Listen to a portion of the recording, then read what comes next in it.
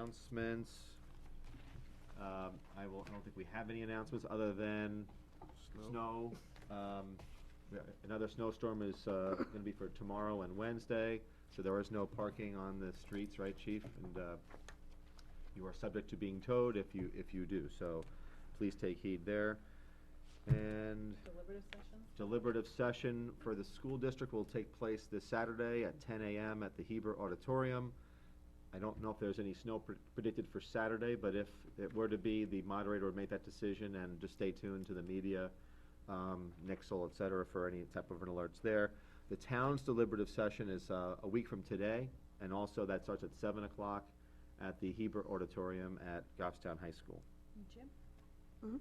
In the gym, right. Yeah. Both of them are in, oh, that's right, I apologize. Yeah. Both are in the gym. Stand corrected. Both will be in the gymnasium. And if Saturday is good for snow? They don't have a date. Moderator would call. The moderator makes that decision. So, there was an issue which we were made aware of, that it had to be within 72 hours, not including Sunday, they couldn't have one.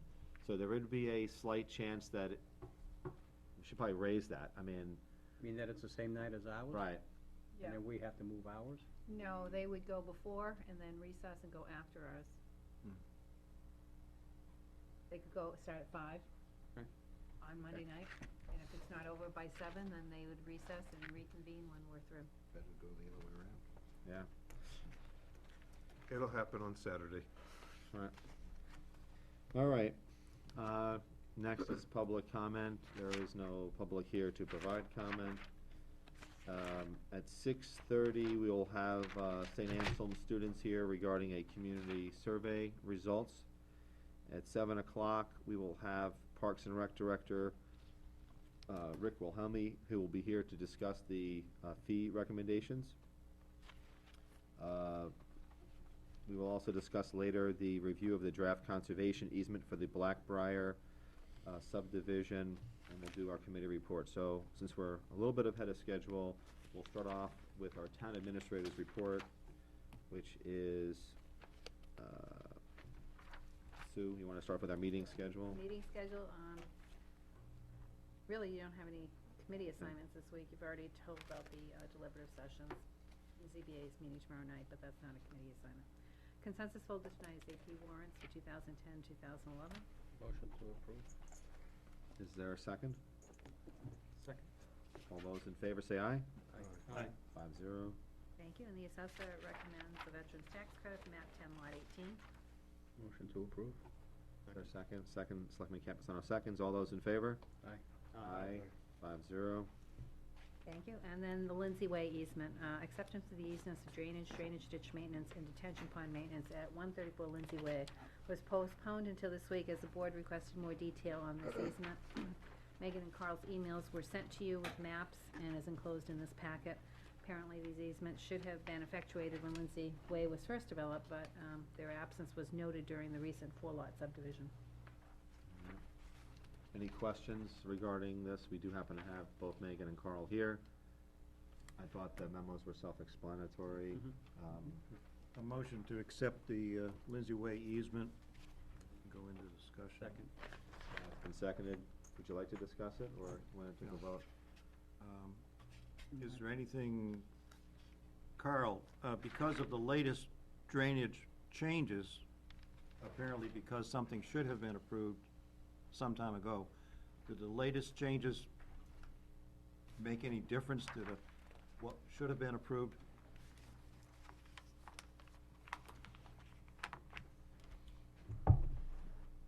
No, this is a conventional drainage design. That's not being changed, so I think what you see is fine. We have plenty of these systems to maintain as well. Any further questions or comments? Seeing, hearing none.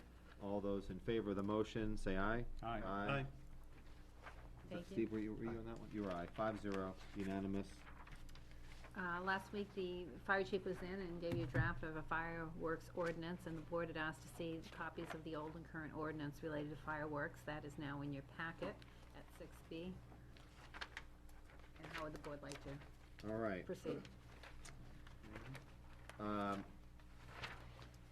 I think if everyone could turn to the most recent one, you'll notice that it did start from 1935.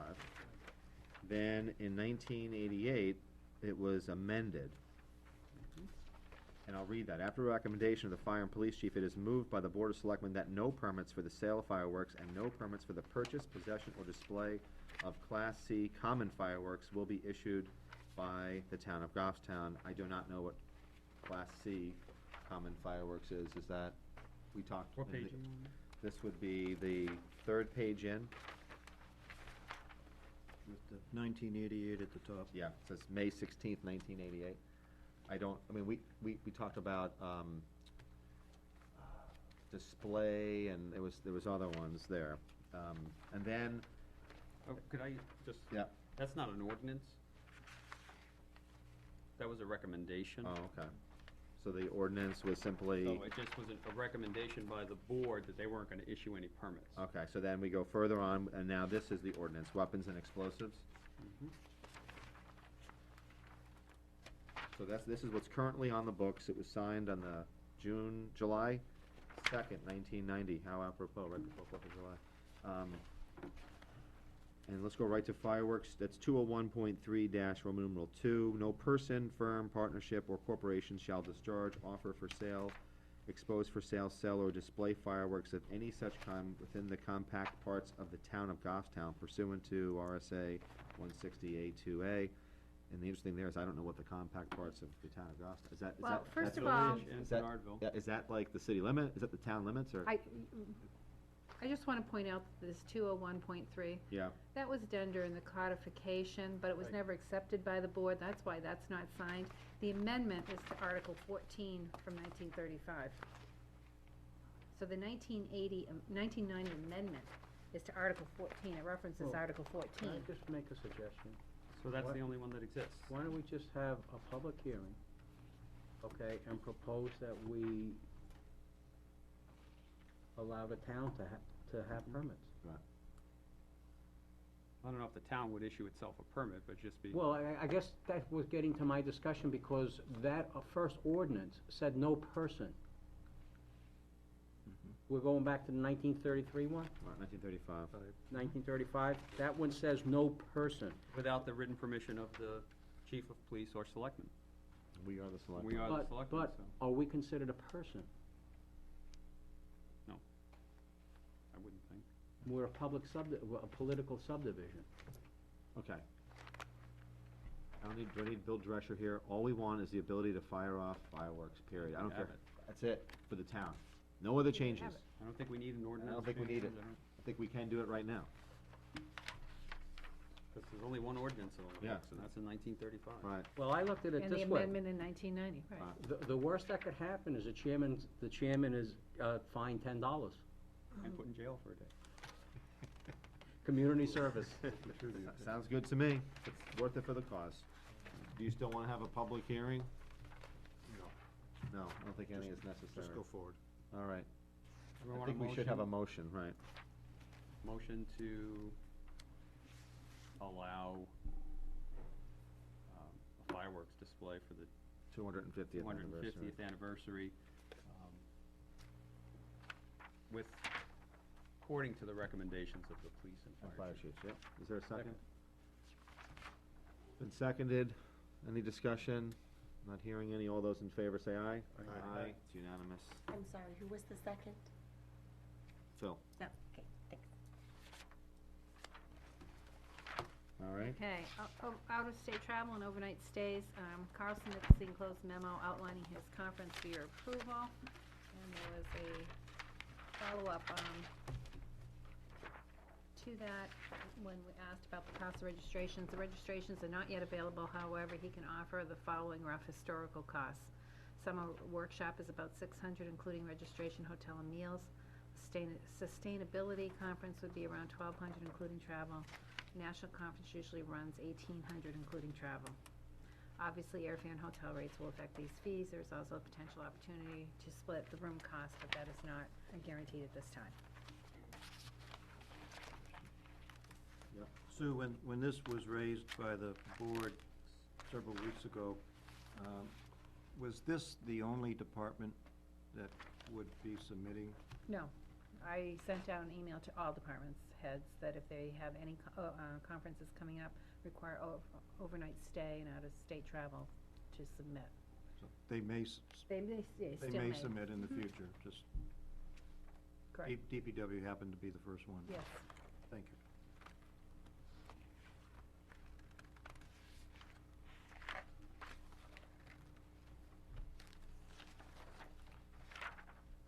Questions?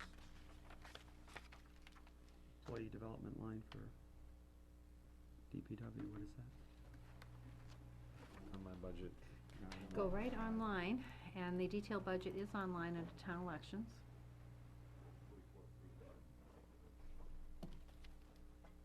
How much? Oh.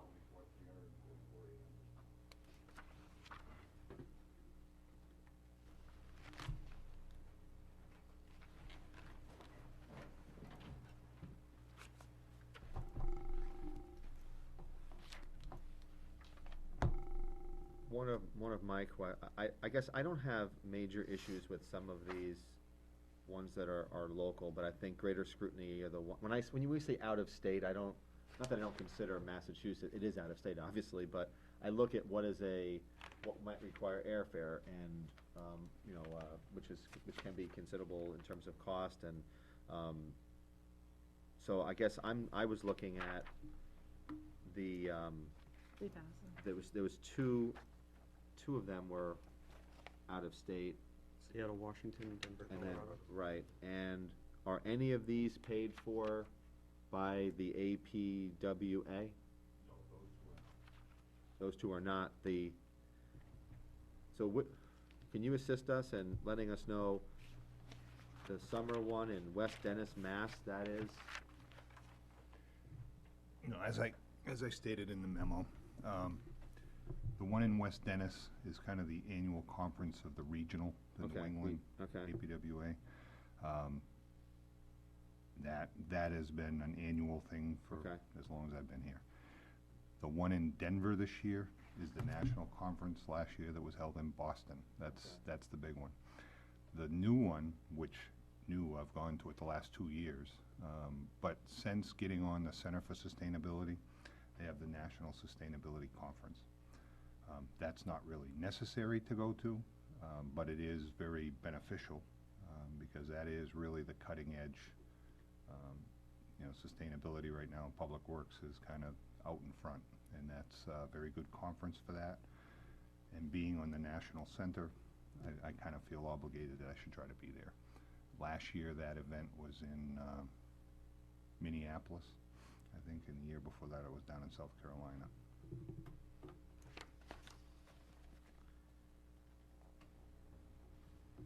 The one that's paid for, I think that you see on there, is in Kansas City. And that one is fully paid by National, other than the Town Wakefield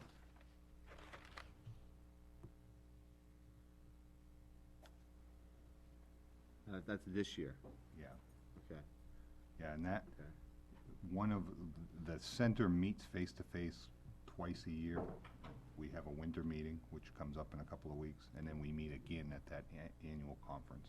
And your role in the APWA, what is your title? I have two roles. One is the Center for Sustainability. I'm one of the 12 people around North America that serves on the center. And then I'm also in the House of Delegates for the national organization.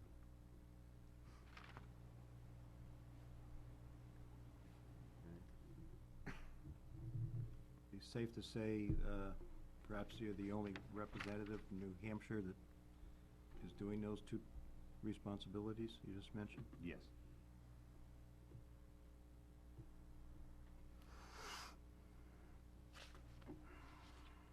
Any questions? Nick? Well, I have just a question.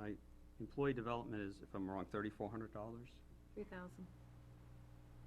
Well, I'm using solid waste and public waste, Oh. Public Works. Okay. And this represents 3,600. But some of that's travel, and the The travel line is vast 3,000. majority of it is travel. I guess what I would ask, if, based on all of these three, would you be, in the interest of what we've seen with the the economy, next year's tightness of the budget, we don't know what the state is maybe downshifting. Would you be willing to forego the, the Washington and Colorado one to go to the Massachusetts one, so that, you know, we Well- would maintain some? The highest priority one, as far as importance to what I do is the national conference. The one on Cape Cod, I could actually make day trips down if I had to. That's doable, because the registration fee for that is very small. What costs money is the meals and room. The sustainability conference, like I said, is really no requirement. It's professionally, I benefit from it, and in my role with the center, it's good exposure to be there. So the one that's out west in June is definitely not something that I'd be required to attend. The one in Denver. But you're a member of, this is June, you're a member of the Center of Sustainability. Yes. So why, you're giving me two different, Well, I'm a member of the center. That's a national sustainability conference hosted by the association. So obviously, it looks good if we're there, but it's not required. We're not required to attend it. I just think that we're making, you know, I don't have any problems with, you know, going to one of these national things and even a local one, but to go to potentially two, I just, and with the budget the way that it is, I wouldn't support it, but that's just me. And we did make reductions in a lot of these lines, and I have a feeling that in terms of trying to get our arms around some of these budgets, it can't be business as usual, and I don't think this is, I don't think that allowing Carl to, you know, to request that he forego one of these is a hardship. I just don't see it at all, but, yeah. I'll make a motion that we approve $1,800 in travel and registration fees. And that'll give Carl the option to do the national and the local one, or the International Congress.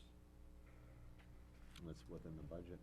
Hmm? Is that within we have enough The money? 1,800, yes, because that's both travel and Right. registration. Where I don't know, hotel, airfare, putting a specific dollar value is pretty limiting, I think. I think I understand your I follow intent. I just, So these are just right, you yeah, can say these are that. all ballpark numbers, and I have no idea what the, Right, and you don't know what the airfare is gonna be when you book, what that, right. and the whole purpose of me being here today is I start watching for the deals and the specials, and I try to minimize the travel expense. I'll That's- withdraw that motion. All right. I don't think I even need a motion. I think, you know, is there a consensus that Carl forego one of these national conferences? I think that he can choose which one it is. Mhm. And I don't know if maybe we don't have a consensus on the board, but we may have to vote. Is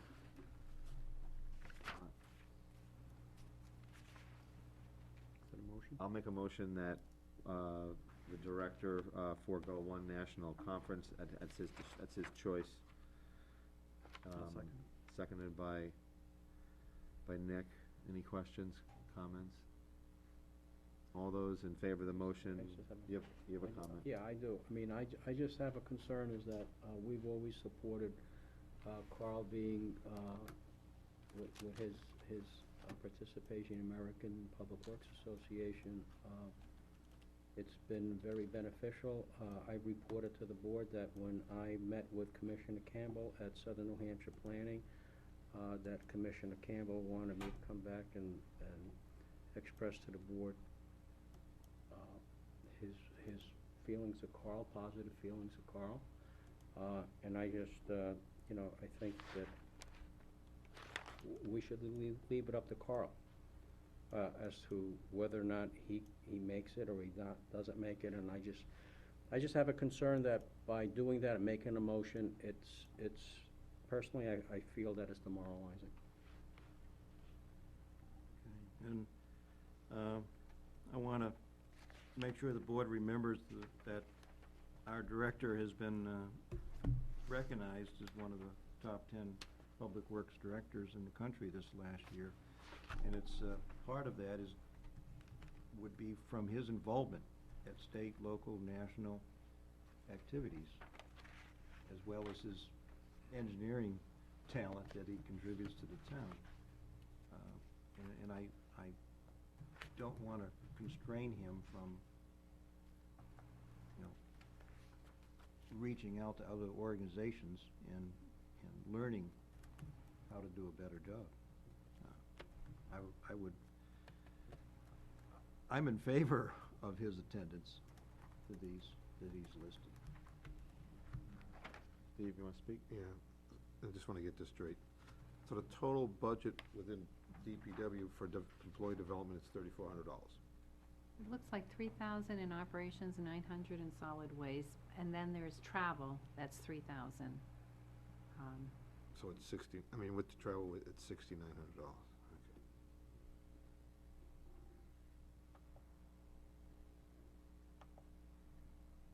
Is there anyone else in DPW that you expect going for any type of training?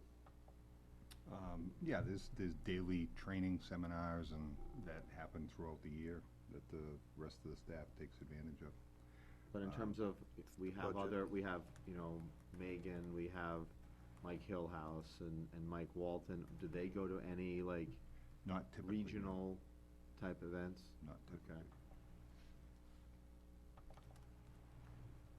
Any other comments? I just, before I just wanted to state the reason why I'm gonna vote the way I'm gonna vote is, I do agree. We have a director who has awarded a top 10 designation across the country. And that's not gonna, I don't mean to diminish that. I think that's a great compliment. But by the same token, there are many municipalities across the country that are asking their employees to go to a conference every other year as opposed to every year.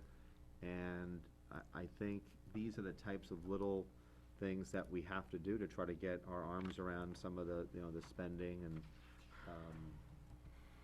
that's why I'm gonna support the motion. So it's not an indictment or any reflection upon you, it's just simply, and it's not like this board is saying you cannot go to any conferences this year. I mean, clearly, you'll be going to all but one. So, that's why I'm voting the way I will vote. Any other comments, or if not, all those in favor of the motion say aye. Aye. All those against say nay. Nay. Nay. That's 3-2, motion passes. All right.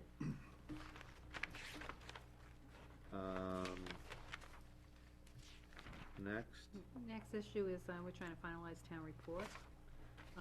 well, I have an idea for the cover. I do, huh? Yeah, it's our 250th anniversary, and it should be something reflective of that. So I don't know if we can do some old pictures or a collage of old and new, but, or the logo from the 250th.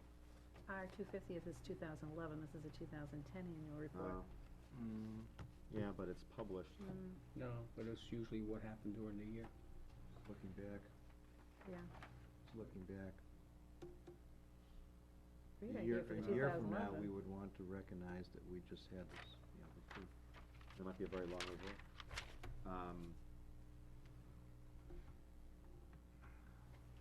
I'm grinning because I was just thinking maybe we have some picture of Phil 100 years ago waving in front of the Craftsman Town Hall. Man, wow. It's gonna be a rough night, I see, huh? Adjusting the hands on the clock, or? It's been a rough day so far. We need a little humor there. Actually, Rick was out, cross-country skiing on the new Barnard property the other day, and I said, "Oh, you should've gotten pictures of it, it would've been nice for but it's all snow-covered now, because that's something we did do in 2010, Right. purchase that property. I don't know if anyone else has photos out there of that, that would make a beautiful cover. Any other ideas? There were photos taken of a cross-country skiing event 3 weeks ago on the rail trail. I haven't seen those pictures, I just knew that a lot were taken.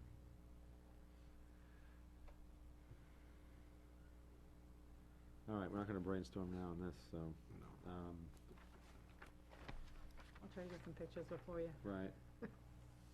Some of this stuff, is this this Yep. typically it's non-public when we Yep. discuss that, okay.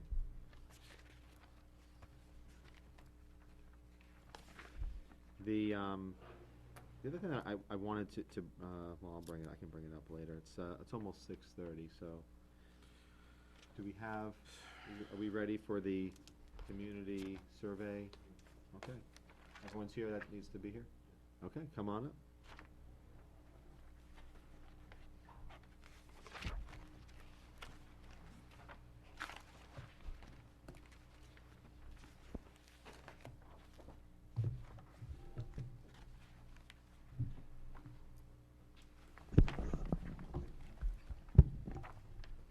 Thank you.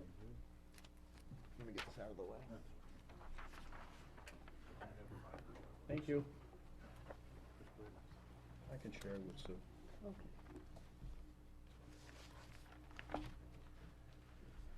If I could Welcome. introduce, one of our students who conducted or assisted in the survey, Chris Macedo. He's a student with St. A's. He's got, I believe you're the president of the Criminal Justice Club over there. He's been doing an internship with us along with another intern. I'll let him speak to that. And he's going to give you a brief overview of how we conducted it, the method they did, and the results. Good afternoon. Actually, good evening, excuse me. Essentially, the Goffstown Police Household Survey was conducted this past November. Essentially, what the survey is going to list, as Chief told you, is our methodology, how it's going to be, how we made it as random as possible. Essentially, it's going to go through what are the key aspects of public safety that the community highlighted in doing, whether it was negative or positive for not only the police but also for the town in general. So first, with methodology, we created a call list of about 2,000 sample households that were randomly selected from over 5,000 households in Goffstown. The way we collected these phone numbers for the town were through the use of the voter registration list, water department list, landowner and deeds lists as well. Essentially, and then from there, previously, the semester before I came in, the interns from spring of 2010, they were the ones who compiled this list for us. They verified all these phone numbers, making sure that the addresses matched up, that the residents also live within the town of Goffstown. Essentially, to ensure that we have a random sample, the call list was compiled of the 5,000 phone numbers that we had gathered. With that, we split it into 4 sector clusters based on the police department's patrol routes, which are 4, which is Pernarville, East Goffstown, Goffstown Village, and Mount Unkennewick. Based upon those phone numbers per route, my assistant professor Smits used a stratified systematic random sample that created a 2,000 household sample call list for us. The sample was based on population density based upon each of the 4 sectors where we compiled those 5,000 numbers. On the next page, from the previous survey we did 2008, for continuity, we want to also continue having about 500 completed surveys. Unfortunately, we were only to collect 269 of those completed surveys. Based on those 269 surveys, the most frequent, the frequency for your average respondent was your middle age between age 35 to 44, lived within the town for at least 20 years or more, marital status of married, their occupation was either retired, disabled, or other, their highest education, college graduate. They voted in the last town election, and majority were female. One of our questions we based upon talking about the level of current police functions. We asked them questions whether they want things to remain decreased, remain the same, or increased.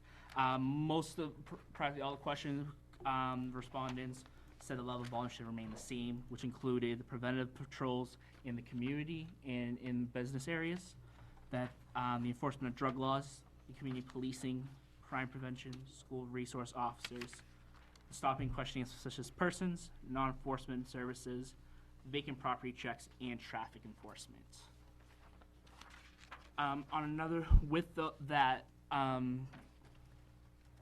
in the section where, for the increase, I wanted to definitely show you where people want to increase the most in public safety regarding to police. Those areas where the preventive patrols, both in residential and business, drug laws, community policing programs, the crime prevention, school resource officer, which includes school education, questioning of suspicious persons, vacant property checks, and traffic enforcement. And that was out of almost 20 different choices we gave them. On the next slide here, the 2010-2008 results. Based upon what people want to increase, it's going to show you based from the 2010 to 2008 where there's an increase or decrease in the results for the increasing of services. So as you can tell, all these areas that I talked about in the previous slide, they were all increases, dramatically so when it came to the preventive patrols, which is the first column, and the SRO, school education.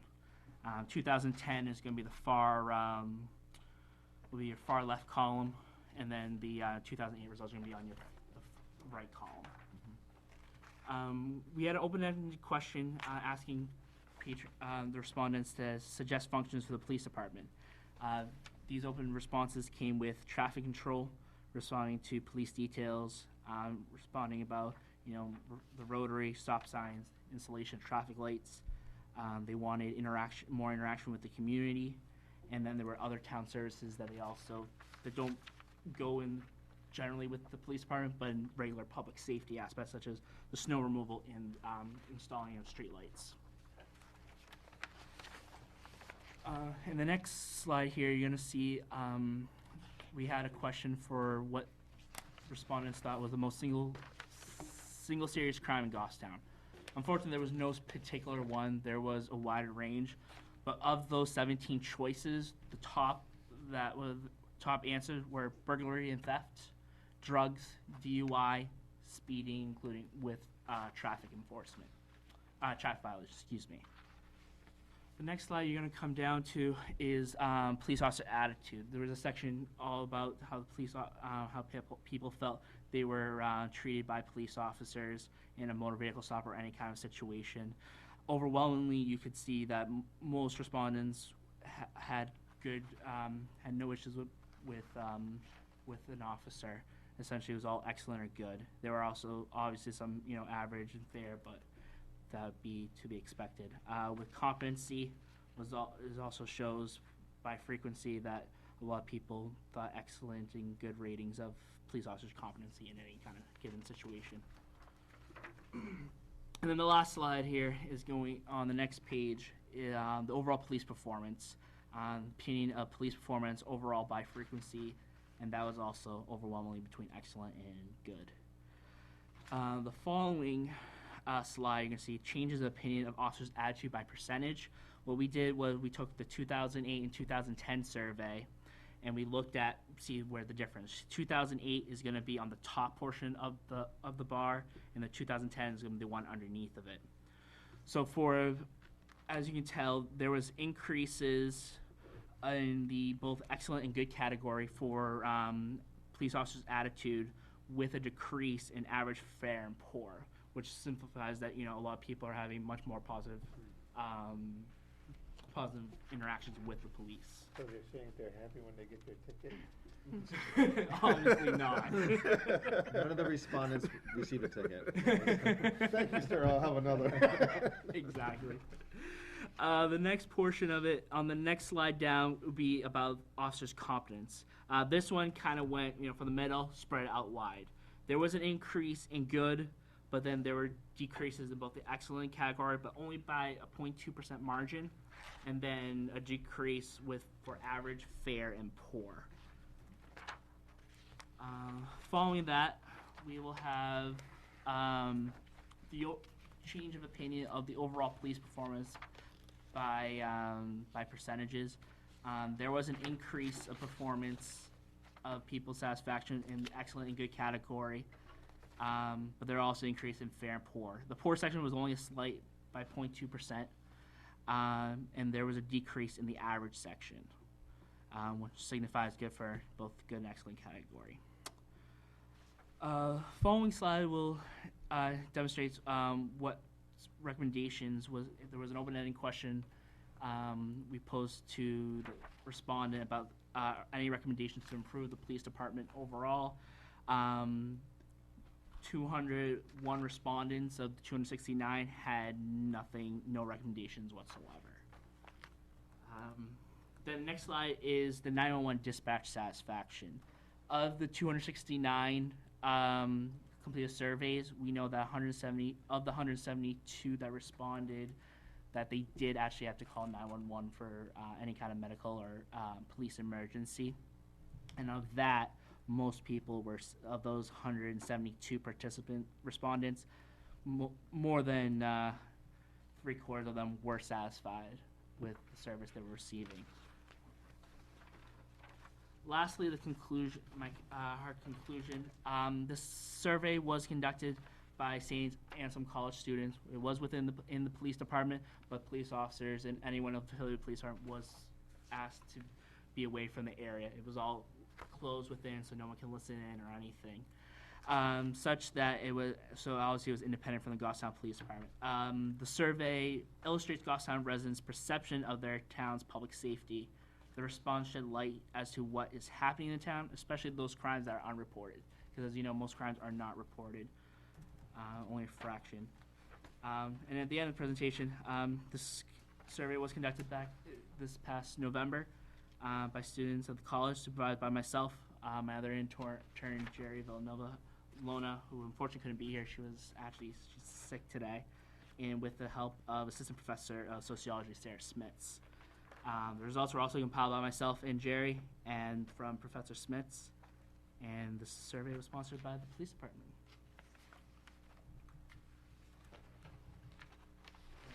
Any questions I can answer? Quick question. What time of day was this done? I'm curious about the majority of the respondents were We women. wanted to get most people when they were home, which was between the hours of 4 o'clock in the afternoon up till about 8 o'clock at night. And that was done from Monday through Thursday. They did get like a third of the budget committee, by the way. They did, yeah. That's Yeah. amazing, Yeah. I have to say. I'm glad. But a rather young age group, but having then chosen retired. True. The reason for that is we did the, as you can tell, where was it? Excuse me, on page 2. Actually, my professor and I were talking about that. The reason when we mean most frequent, we did it based on frequency, not percentage. So what we did, we took the item that had the highest number of participants, because essentially the age range I know, like we had 35 to 44, 45 up to 54, and then 65 and over. But there wasn't that much margin. This cast of 35 to 44 was probably about a third of the group, and then a little less for the other ones who got older. So there's some discrepancies in that, but it's just how I based it on frequencies rather than percentages to give you the one group that was the highest out of all of them. I'm very pleased that we have this continuing relationships with St. Anselm's and our police department. So maybe this is a question for the chief. Are you aware of any other communities that do sponsor such an in-depth survey of their residents?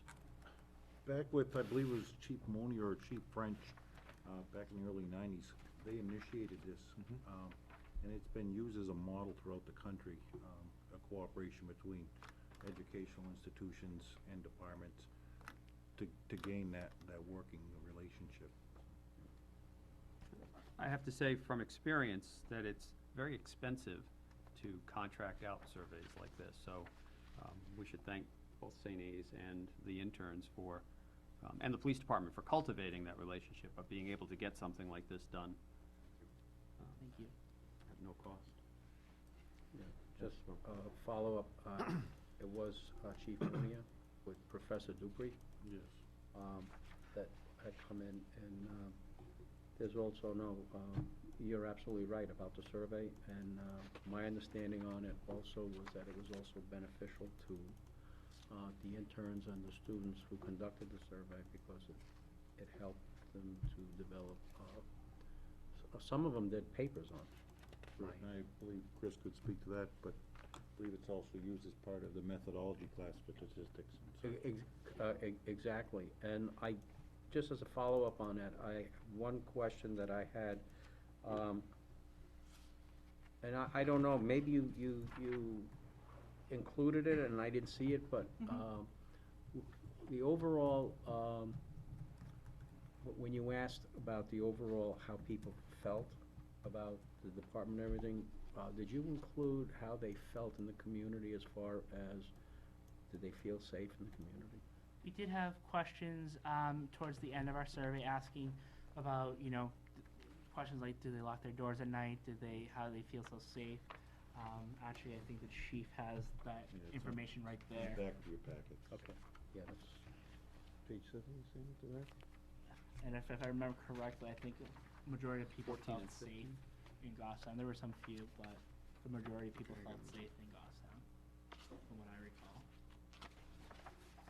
Thank you. Oh, you're welcome.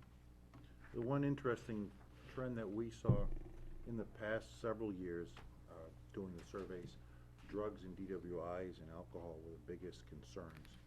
We've seen a swap, and probably because of the economy, with burglaries. So that's a change that we've seen, and we'll take action on as far as, garnering information from this survey. Any other questions? Comments? Comments? Just kudos to the police department also for getting results like this. Are there any other, obviously, this has been done as a telephone survey for a long period of time. Any thought given to internet, that type of survey? I mean, obviously, you're limiting your sample to those who have a Obviously. computer or those who may be, savvy with, responding in that regard. That was one question. I guess my other question is for the chief. Do we do any type of ongoing survey or feedback? Meaning that, is there anything done internally on the operations side whereby, let's just say randomly you take a citation that was, and then someone calls up, whether that be their supervisor, say, just want to know, how was the professionalism of the officer, and We have an audit system that's been in place now for probably the better part of at least 10 years, that we call them cards, a card is pulled out of the file, whether it's an arrest, you can call the person arrested, you could call the victim, you could call a person getting a summons, you could get a person just calling in that my car was broken down. Random pick, call, how was the service, how was your experience? That's an ongoing thing. and does that get cataloged somewhere? Is there data on that? Included in your monthly report. Okay. Chief, the whole internship program Yes. at the police department, is that overseen by an individual, a group of individuals? Lieutenant Marcoux. Thank you. I'm sure that's It's a huge project. a huge and he does project Great and job. a lot of involvement. The other part, if I could address the online surveys, part of the push from accreditation is to get a community survey. So do we want to open it up to the non-taxpayers, et cetera? We want to reach out to the people that live, work in Goffstown, pay the taxes in Goffstown, and they're paying for our service. And that's the information we want back from them. But these audits that we do are from all over. Any other comments, questions? All right. Thank you very much, appreciate it. Appreciate it very much. And Chris, if you could extend our appreciation to your partner. Appreciate it. Yep. Thanks. Can the board send a thank you to St. A's, as well as the students and their instructor? Mm-hmm. Do you get that, Kevin? If you could send a, write that one, that'd be great. I'm gonna try to stay true to our schedule here with regard to the 7 o'clock. Even though Rick is here, I don't know if anybody else was gonna come, so I'm gonna go to committee reports if that's okay with the board. 250th committee met last week. We met conjunction with the Main Street program, one of the things that we wanted to do is we want to try to partner with Main Street program on some of these activities, so we're not reinventing, the wheel. So the 250th Committee and Main Street Committee are going to partner in terms of some of the things that we'll be doing throughout the year. Next week, I'm going to try to provide Sue, if that's okay, for publication on the town's website, any upcoming 250th activities. And I know we have one coming up in February, and it's I think it's a Abraham Lincoln speech or something like that. That's coming, it's going to be at the library, but I'll get more information. We can just kind of post those on the website. One of the things that we did discuss was fireworks, and we're working with Lieutenant Connor. And some of the issues that we have is that the more traditional fireworks that are shot off require different types of clearances. So and that has been somewhat restrictive for us in terms of where they can be displayed. There's other, I guess, more that are, I call them maybe non-traditional. I'm learning about this stuff, but when you go to, say, Merchant Stadium for a Fisher Cats game, they'll have a fireworks display, and those are, I guess, a different type of fireworks that we may decide to go down that road. They don't require the Mortar too? Yeah, the mortar and some different, right. One of the challenges that we have is that we originally thought that we would be able to perhaps fire the mortars off from, say, like Lions Field, and they would be over the village, and that's presenting some problems. We may not be able to do that, so we may have to go with a different type of fireworks. According to Lieutenant Connor, there were only a few spots that we could even entertain, and that would be the high school, Barnard Park, and the Villa Ball Fields. So, and each one of those presents a significant traffic and parking issue. So, again, it wouldn't be easy. Goffstown is never easy on things, and we continue to have those challenges. We did ask, speaking of St. A's, but there was some issues there. I guess they didn't want any damage to their football field and some other facilities, so, which is understandable. So we're working on that. EDC? Oh, EDC met for a quick meeting. They discussed 79E, and that was the first time we actually approached Derek Horn, that he'll be presenting that at the deliberative session.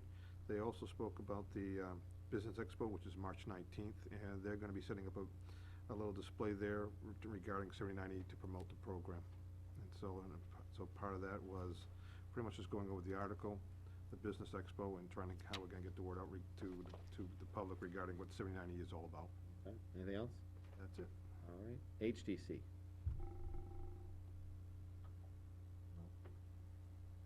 Yeah, HTC did meet. I was thinking of planning board, I'm sorry. No, I had to, HTC, and HTC did meet, and just basically went over the issues that we've been dealing with, going through the different, about the fundraising, and where we were with the grants. Application for any new grants that were coming in. It was just basically a recap of where we were. All right. And Conservation Commission? Conservation Commission met last week. We had no formal presentations from developers. It was a fairly short meeting, reviewed correspondence. Most of the discussion was regarding the Blackbriar Woods conservation easement. You have a letter from Conservation in your packet, and they'll be in tonight to also discuss that, so I'll wait until that period. Okay. Planning Board? Planning board did meet, and there was a site plan review, which was continued from a previous meeting regarding the reinstating the use of the religious assembly of the old vestry shop, which used to be the Methodist Church.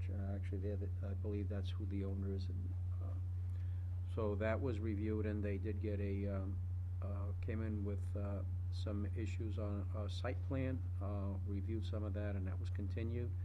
Basically, the issue was trying to get some parking space. They did come in with a couple of handicap spaces on there. And so that's going to TRC, and then that'll be coming back to the board in a future meeting. Also, there was a completeness review for a proposed 3-lot subdivision. It actually created 2 new lots, and that's off of St. A's Drive, the main lot. The lot is on St. A's Drive, and it's creating 2 lots behind it that would be accessed from Holly Street.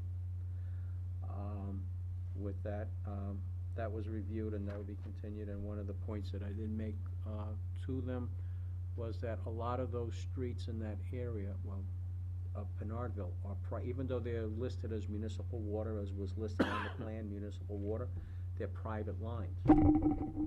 And what happens is, if people buy a house, they're buying a house that has municipal water, but they aren't aware that it's a private line. And I do get calls. I did get a call this year from some people who move in. All of a sudden, it's Christmas Eve or something, and the water was shut off, and they're given a list by Manchester Water of, here's some contractors that you can contact. Because basically there was an issue where there was a sinkhole starting in the street. It's because of a leak someplace on this private line, so they have to shut the whole line down. So now all these people all of a sudden are left on their own all of a sudden, and some people don't realize that it's a private water line. And that would avoid it, so that was one of the points that I brought up tonight. And the other thing was, as Nick mentioned, there was a discussion regarding the Blackbriar. And that was basically the meeting. Anything else? All right. Oh, just a question on the Blackbriar being, we'll be discussing that later. What the conversation on Blackbriar was about? No, it was just a discussion of the letter that was sent to the Board of Selectmen. There was nothing either pro or con, really. There was just a discussion that there was a concern was raised that the Board of Selectmen,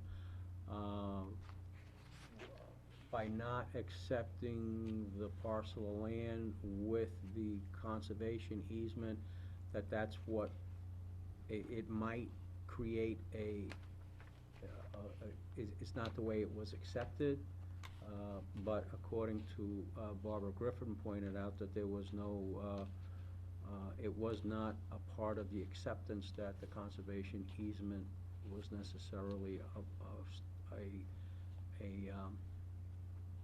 part of the approval. It was not a condition of approval that be there. And I mean, I basically read that. You know, I stated that we needed a recommendation from the planning board and a recommendation from conservation in order to hold the public hearing. That recommendation doesn't necessarily have to be, you know, a positive one, or it could be a negative one. Okay, I mean, I know we'll Yeah. talk about this at 8 Okay, o'clock. well, he just brought it up and I was Right. going on, I'm sorry, I But apologize. if, in the time being, can someone check the planning board minutes for that meeting? I'm curious to see what the motion was by the planning board. You were there, Yeah. but did it say anything that it had to be, you have a copy of that?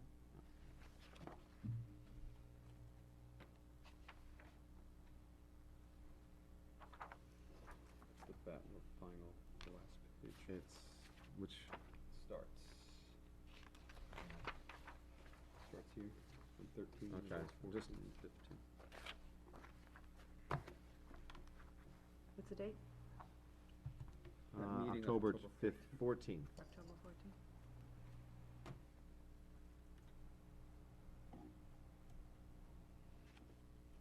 And I think it's Oh, on the wow, last there's a lot of them. Yeah, I think it's the last page where there's number 28 or 29.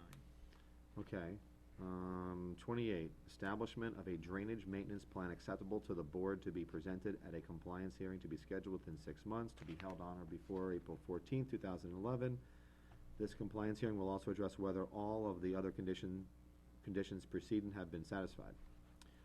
The appropriate approvals need to be obtained from the Piscataquag Land Conservancy and the Board of Selectmen, and if these approvals cannot be obtained, then an homeowners association and associated covenants, conditions, and restrictions will have to be formed to take care of the open space property and the drainage and landscaping areas within the development, and that these documents be submitted to the town planning department and town attorney for review and approval. Drainage and landscaping areas do not have to be accepted by the town.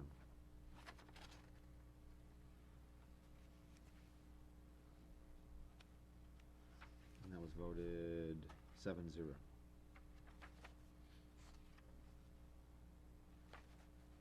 So it just says approvals by.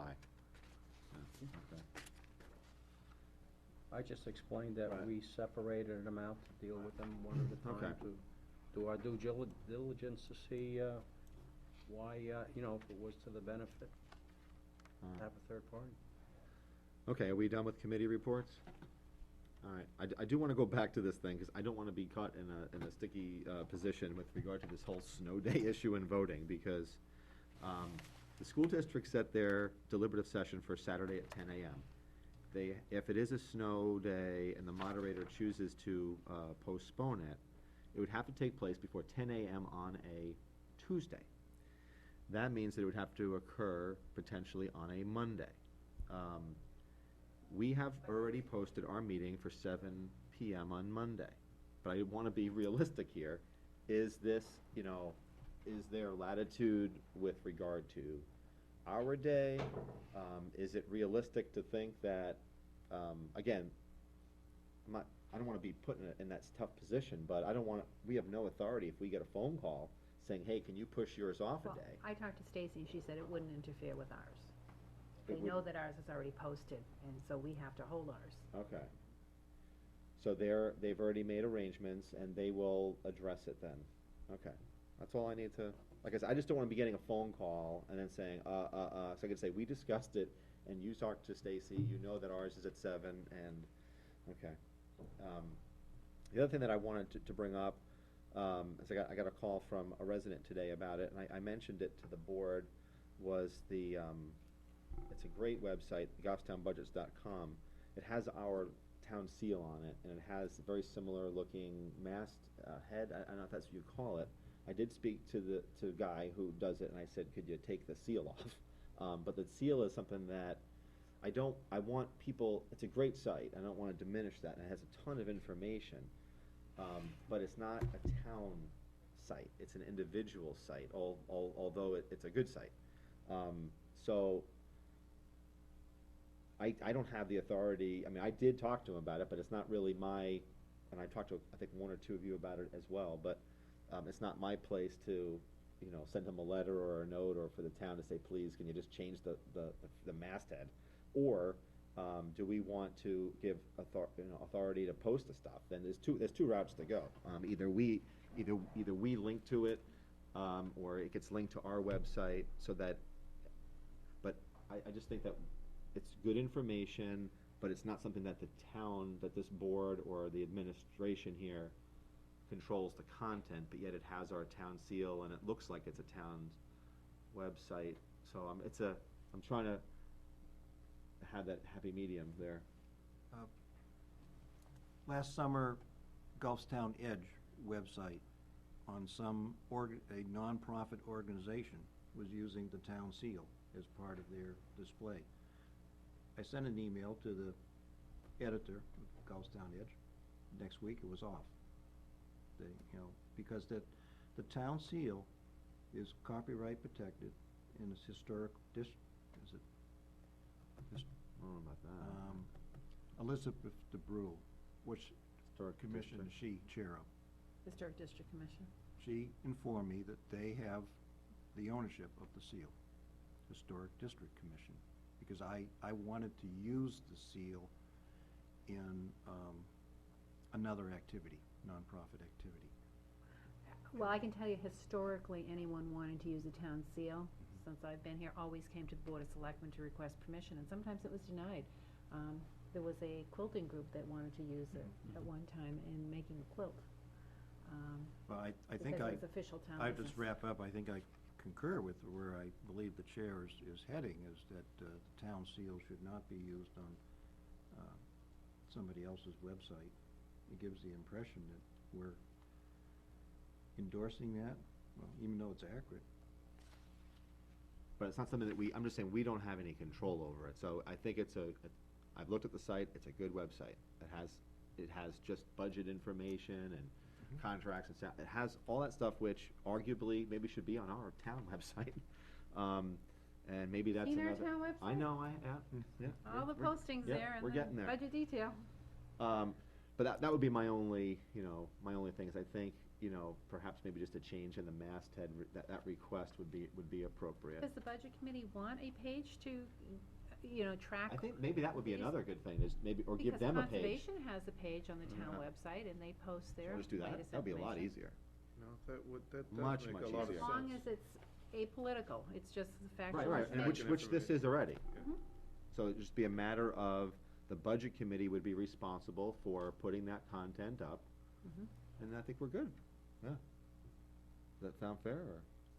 But I think it would also be appropriate to just send a letter to this website basically saying, it's giving the impression that it's a town-sanctioned site, regardless of content. Right. And if they would just change the Right. seal to something else. But I think the budget committee, in my But I conversation. think they're two different issues. There are. Right. There are There are two Two different different issues, issues. but I think the common thread is that it's information that the citizens can certainly request, and it's actually, I think it makes our job easier, because now we don't have to, They have access to they have it. access to it. We don't have to go and email it to them, get the phone call, just go there half the time. So, so I guess we'll go on both those paths, ask the website, creator, to discontinue using it, and then also, send a letter to both he and the chair of the budget committee to see if they would just like to just have that page, on the town's website. Provided that it's, it's just whatever, nonpartisan and, just facts, just, numbers, Okay,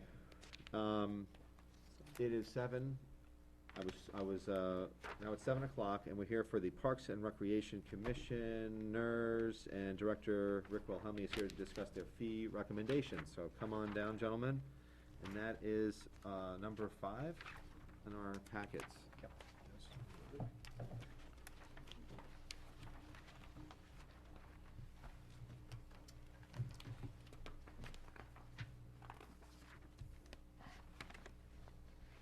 Do you guys have all that information in there? Yes. So I don't Yeah, have to hand this we out, have pass it. it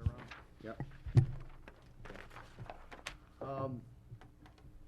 After the last public hearing, we basically took that information that we received, the different thoughts, concerns that various people had, brought that back to the Park and Recreation Commission, reviewed many of those different opinions, and have come forth with this present structure.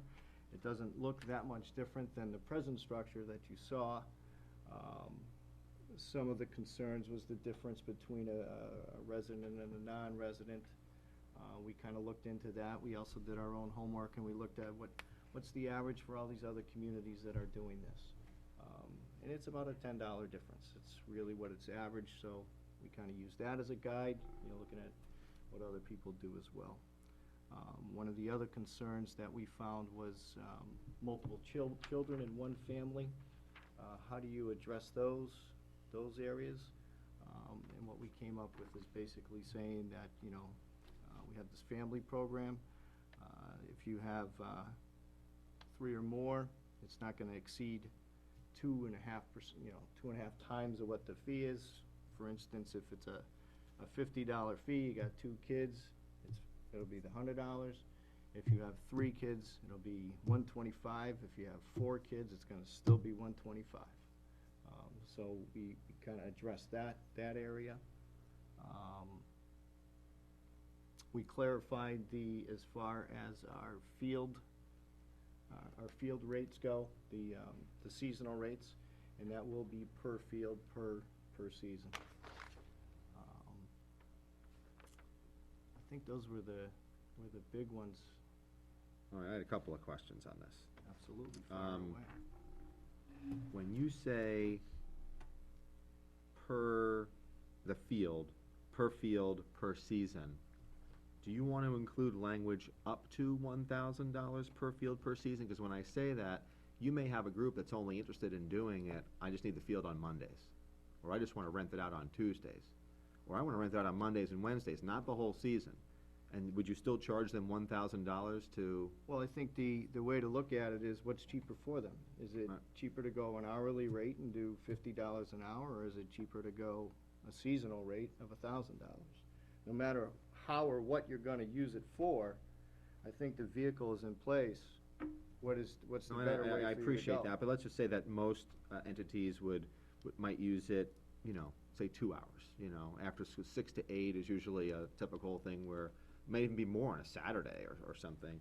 But I guess where I'm driving at is that, if somebody wants the Surratt Youth Soccer Field, they're gonna get it for the entire season for $1,000, but what happens if they only wanna use it, twice a week, 2 hours, for 2 hours, which means that the other 5 days a week they're not using it, they'd be paying the same $1,000 as somebody who potentially had it for all 7 days. I don't think if you say per season, doesn't give them the field for the entire season.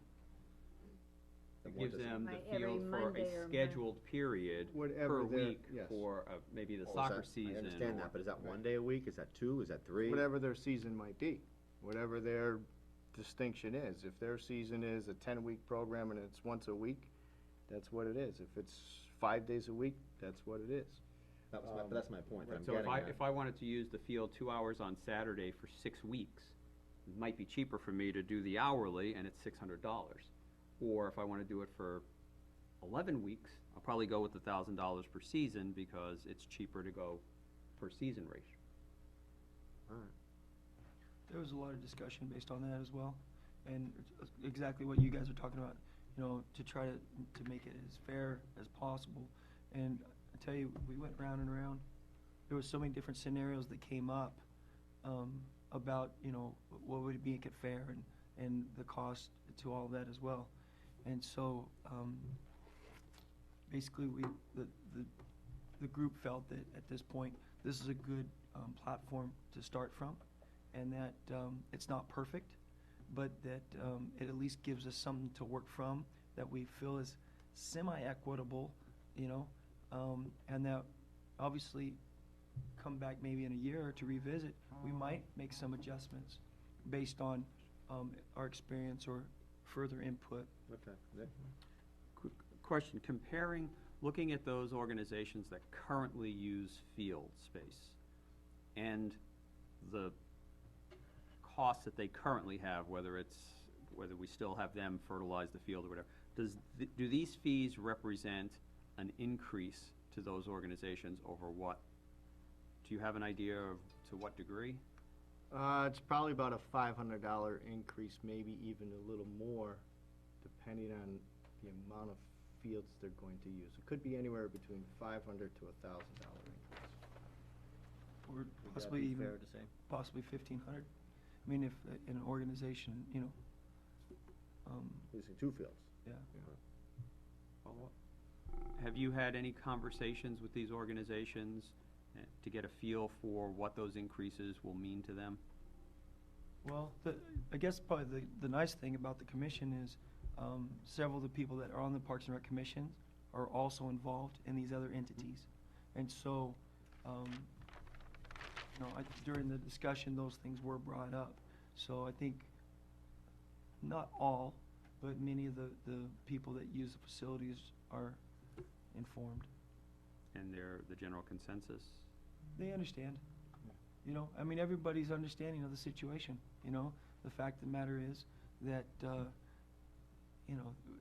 it's been extremely, extremely cheap to be able to use our fields, and,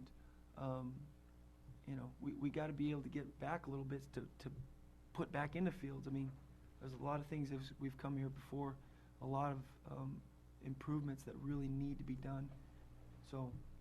Well, what we did is, we looked at it as well as taking those 3 fields over at Surratt and saying, if you're gonna actually do what you need to do as far as lawn maintenance, here's what you need, here's what it really honestly takes if you're gonna do this the correct way, instead of doing it incorrectly or halfway or It's about hodgepodge. quality. It's about, yeah, the townspeople have talked about, let's have some better quality, facilities. And that's what Rick is talking about. For us to really have our fields better quality and not just a field, that now we're playing on dirt and weeds, that we're playing on a true athletic kind of field, or allow recreation of a true facility that has more or better quality. Not to cheap out, okay, well, don't run the water now because, we gotta watch our expenses here. And then all of a sudden it starts burning. When you have, what are you gonna do? Let it burn, or are you gonna water it? So you have to look at it in a realistic manner. Yes, be conscious of not over abusing things, but also look and say, this is what it needs. And that's what we're looking at.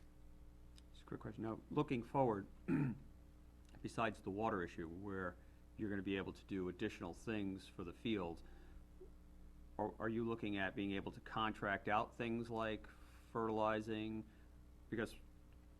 Or are you looking at saying at some point that we need to hire additional staff to be able to do that, because the grass cutting and that's done in town? So what things would you be doing differently to improve those fields, and would you be doing that through, and I guess that's off this subject, but. Yeah, no, that's a The very door, good just- question. That's a very good question. I think, we're looking at all different aspects of it. I mean, right now, you have a contractor that'll come in and do a lot of your lawn care, your fertilization, your aeration, your seeding, these type of things. Could we do that in-house? Sure, but we're gonna have to, and the present people we have could do that. You don't have to hire anybody extra. Do you have to train them? Absolutely. Do you have to give them the training that they need? Absolutely. Those are vehicles that are available out there. We're looking at partnering a little bit with the school. They have the tractor over there. We've used the tractor before. So we're looking at those type of things. They have an aerator with it. They also have a hopper. But we gotta educate our people on how to do it and do it correctly, and send them to trainings that'll allow them to understand how to do it correctly. But we do have the resources, and it's not gonna cost us staff-wise anymore. And some of it is just that, doing a better job. Instead of just going and buying a big bag of seed and spreading it out, we're actually gonna do the methods that's gonna make our grasses better, healthier, And so it's not just for sports facilities, it's for the town people to be able to utilize anytime, and be able to feel comfortable going and laying down in grass and not worrying about the dirt or weeds or whatever that they might find. And because of that, they won't even go, so we have, a park that's possibly used, but because it's in poor shape, people don't go. So we gotta be able to create that, quality environment for people to be able to get back out to. As an FYI too, this before we shut down in the spring, we took soil samples to get the pH readings. Because you have to understand what your pH is before you're gonna put depending on what fertilization you're gonna put down. So, we're going in that direction. So some of these fees go to offset some of that stuff. Gotcha. All right, you have something you wanna, I got like 6 questions to fire off. Oh, just go ahead. All right, parking fees, is that per semester or per year? Cause we talked about, Per year. okay, cause we talked about that the high school was charging $50 per semester. The reason why we did that for twofold, one is, Barnard, it would have been probably a little higher if they still had that path through the wood, but to be able to walk further around, You understand what you're talking about? The path is I off do, ramps. but I'm just telling you. I just don't think that it's, and then you also have the one that's right across the street from the high school, which is not that much further of a walk than if you parked in the back parking lot. I think it'd be like going to your Fisher Cat Stadium. Yeah. As you get closer, the price goes up. And that's what the consideration, I think, that was Right. taken into place here. It was discussed and, Agree with that, but okay. Next question. I have a problem with all fees will be adjusted or waived by the Parks and Rec Commission. I would prefer that it would say, in cases of hardship, fees may be adjusted or waived by the Parks and Rec Commission. And the caveat there would be that I think the board should request a policy of waiver, or adjustment that you develop as a commission that you have, that folks know what that process is. So whether it's a form that gets filled out, whether it's the discretion of the director, a small subcommittee of the Parks and Rec Commission that has the waiver of fees, how do you, if it's a situation where these folks, if it's an income-based thing. Well, if I may, what we did talk about there is if anybody is on the federal school Right. lunch program, that's what we would follow. That's the guideline that we would follow for hardship. Right, but sometimes you might not qualify that, but someone may have, their parent may have lost their job. And there is a hardship there. Yeah. And I'm just saying that sometimes it's just more than just free and reduced lunch. There could be something else that's out there, and, Just a comment on that, you might wanna touch base with the school district to see if that's information that, and you may already know that. you know, that in a situation based on that, the parents or Sign a person waiver. would have to give the okay to release that sign an information. authorization to. Because that to- falls to under FERPA verify. law. Right, so you just sign So an we authorization to verify. couldn't go to the school and say, hey, can you tell us, Right. you know, You have to authorize it. No, I You'd have to just author- wanted to make yeah, sure that yeah. had been covered. that was a discussion we'd had. Thank you. The- I think the point also of going, in other words, it would go through Rick, and then he would bring it to the commission. I think part of that process also is that you're bringing up scenarios that most, scenarios will change from place to place, and it gives us discretion, or the commission has a discretion to go forward with that. This is just my comments for whatever they're worth. I understand that the commission has set these fees because they're new, rather low. And I understand that. How often do you plan on revisiting these fees? I think especially after this first year, I think that's the very first thing I would do is evaluate first year. How'd it go? What did the input from the people that used these programs, what was kind of a cost analysis of it? I mean, so we'll reflect at the time. I mean, But there was a the lot of reason- debate on this one, too. Yeah, the reason why I say that is that, I've looked at some of I work in Bedford, I've seen the Bedford brochures, and I know there's different programs there. But their camp, their summer playground or their camp, I mean, maybe they offer a lot better program, and ours will be new, I guess, but theirs are like $120 a week. And then they charge even more if you're a non-resident. That was one. In terms of things like youth basketball, I looked around and on the websites, and it's minimally $50. That's like the cheapest one in most other towns. And they go as high as 75. Softball, same thing. Co-ed, instructional lacrosse, and then the co-ed volleyball, that's adult. And again, that's more than just 2 or 3 months. That's like a 6 or 7 month program, of which a lot of people are not even residents of Goffstown, and to charge them $30, it just doesn't make any sense to me. I think we pay the guy that's in charge of it more than that. So I guess, These are reasonable fees that are set with what we're doing right now, as far as a cost analysis. I can say that. I mean, that's how these fees were set, is what does a program cost us? This is what the program cost us. If you had But X that- amount of people, this is what it's gonna cost us. So yes, it might be a break even just barely, or something like that. But I think if we're going from 32 years of not charging a single thing, and now all of a sudden, we're gonna go and we're gonna charge fees, which is gonna be a lot of bumps in the road. And for us to come in and say, we're gonna charge $125 for our summer camp, I think we're really shooting I guess, ourselves in the foot. that wouldn't be the one that I. Well, I'm just trying to respond yeah. back to what you're saying about Yeah. listening to other towns and all that, you're absolutely Yeah. right. But I think there's been a lot of consideration from the Parks and Recreation Commission.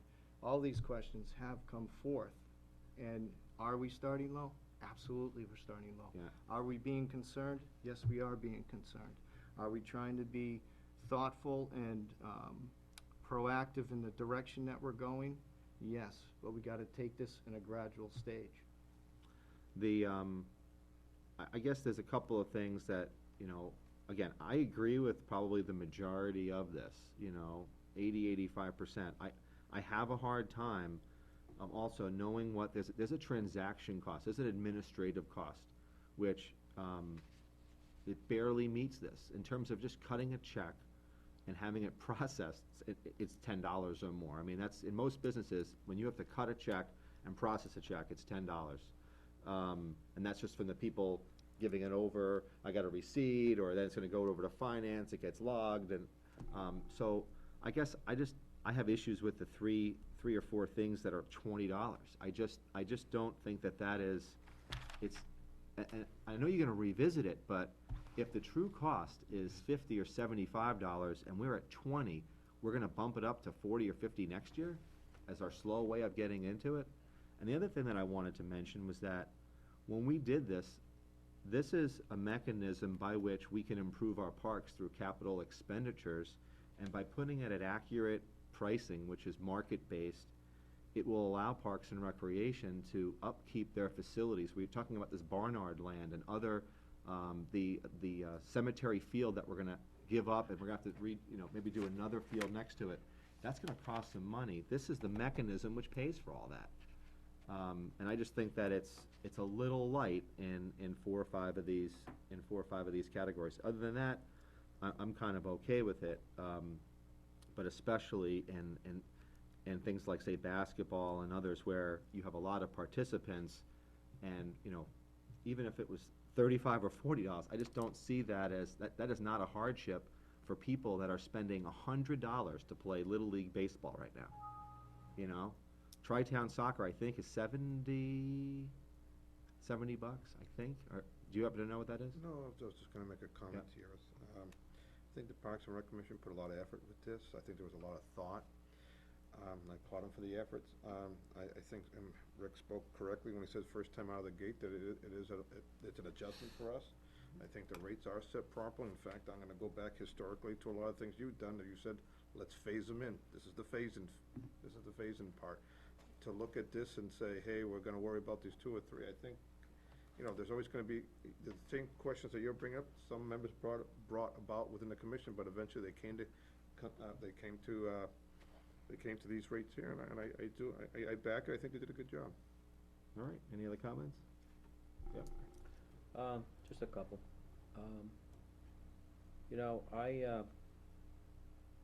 I understand the comments, I understand, about fees and what the intent is for them to be used.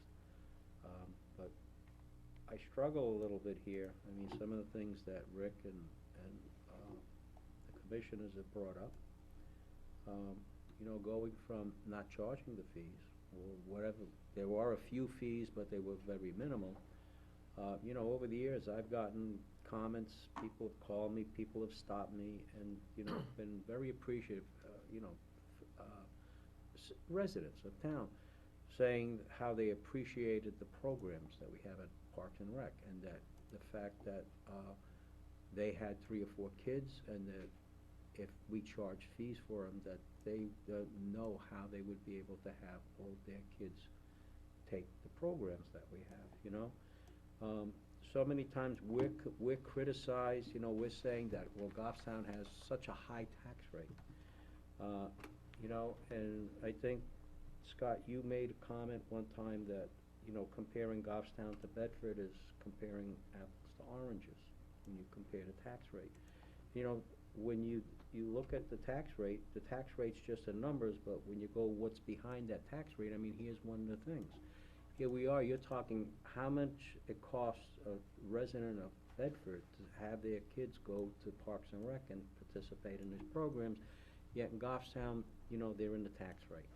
I mean, we could sit here all day long and we can argue the philosophy, should it be in a tax rate, should it be fee-based, but what we're doing here, as was brought up by Steve, again, this is a transition from going from a tax-based programs into fee-based programs, okay? And, there's a lot of growing pains here, because like I say, and believe me, I wouldn't be surprised if we start getting phone calls or people come in on the public comment or whatever, you know, if they have concerns about these fees because they never had them. Now all of a sudden, somebody has 2 or 3 kids and they're going and they're, you know, a maximum of $50 for a family on that one, and, you know, they put the kids in three programs, that's $150 now, which before it was in the taxes. You know, now to somebody else who doesn't have kids or their kids are grown and, you know, they're not using the facility, that person may look at it and say, well, gee, yeah, that is, but, you know, now she's charging the fees, or my tax is gonna go down, that you're charging it. So, I mean, there's a lot of growing pains, you know, that we have to go through, you know, going through here, you know. I mean, I'm not crazy about the fees, to be honest with you. I really am not, because traditionally, that's the way it's been. But, I mean, you know, this is the way, you know, the board has been going, and commission has been working with the board, you know, along this. You know, and I just, you know, have a concern with, you know, starting the fees at a high rate, because, you know, all of a sudden, somebody who hasn't had to pay, you know, maybe $160 a season, you know, in this economy, now all of a sudden, you know, geez, my 3 kids, these programs are now gonna cost $160, and where do I get the $160 with the rising cost of gas? And So, just to jump in on that, I agree with you, Phil, but part of the process that was faced with the Parks and Rec is that when you look at the budget, the conditions that the fields are in, the condition that the parks are in, I don't think anyone here was gonna be saying to the budget, well, let's put another $200,000 into that budget. We wouldn't be sitting here having this conversation. And for the commission, which is very much sits where you look, being that, hey, it's been traditionally something that we don't have fees, but it's been within the taxes, it was difficult decisions. But the reality was any money gonna come from within, you know, were we gonna put an extra $200,000 into that budget to improve upon what we have already? And I mean, obviously, after this last budget cycle, the answer is no. That, you know, so sometimes you're forced into these decisions to do these things to maintain the programs and the parks, and that's what we're looking at here. I mean, these are tough decisions. Yeah, I agree totally. The nail on the head, it's 2 pieces. You have facilities and you have programs. 2 things that have to be cared for. And that's where we are starting to view and say, how do you establish both of them and maintain both of them? 2 questions. The first, following off of what Selectman Devanza, you have family maximums. For instance, you know, softball is $20 a person, maximum is that 50. Yes. Do you have family maximums for mixing? In other words, I have a daughter that's playing softball and 2 boys that are playing basketball. Whereas individually, I don't meet the maximum, but, you know, in one set period of time, I have 4 kids that are now playing various sports. So have you entertained anything like a family maximum? To be honest, no, we haven't. We did it based on, correct me if I'm wrong, Mark, but we basically just looked at each individual league as that one entity. Didn't look at that piece. Because you may have boys and girls that are playing different sports. Yeah. And cumulatively, that family may see a large impact, whereas they don't have. Would you do it by a season? Would you do it by a calendar year? Would you do it? Well, yeah, no, those are all good questions. The thing is, the only one that would fall under is spring. And, I guess we just didn't, look at that particular piece, because the only thing that you would really end up with is, softball and lacrosse.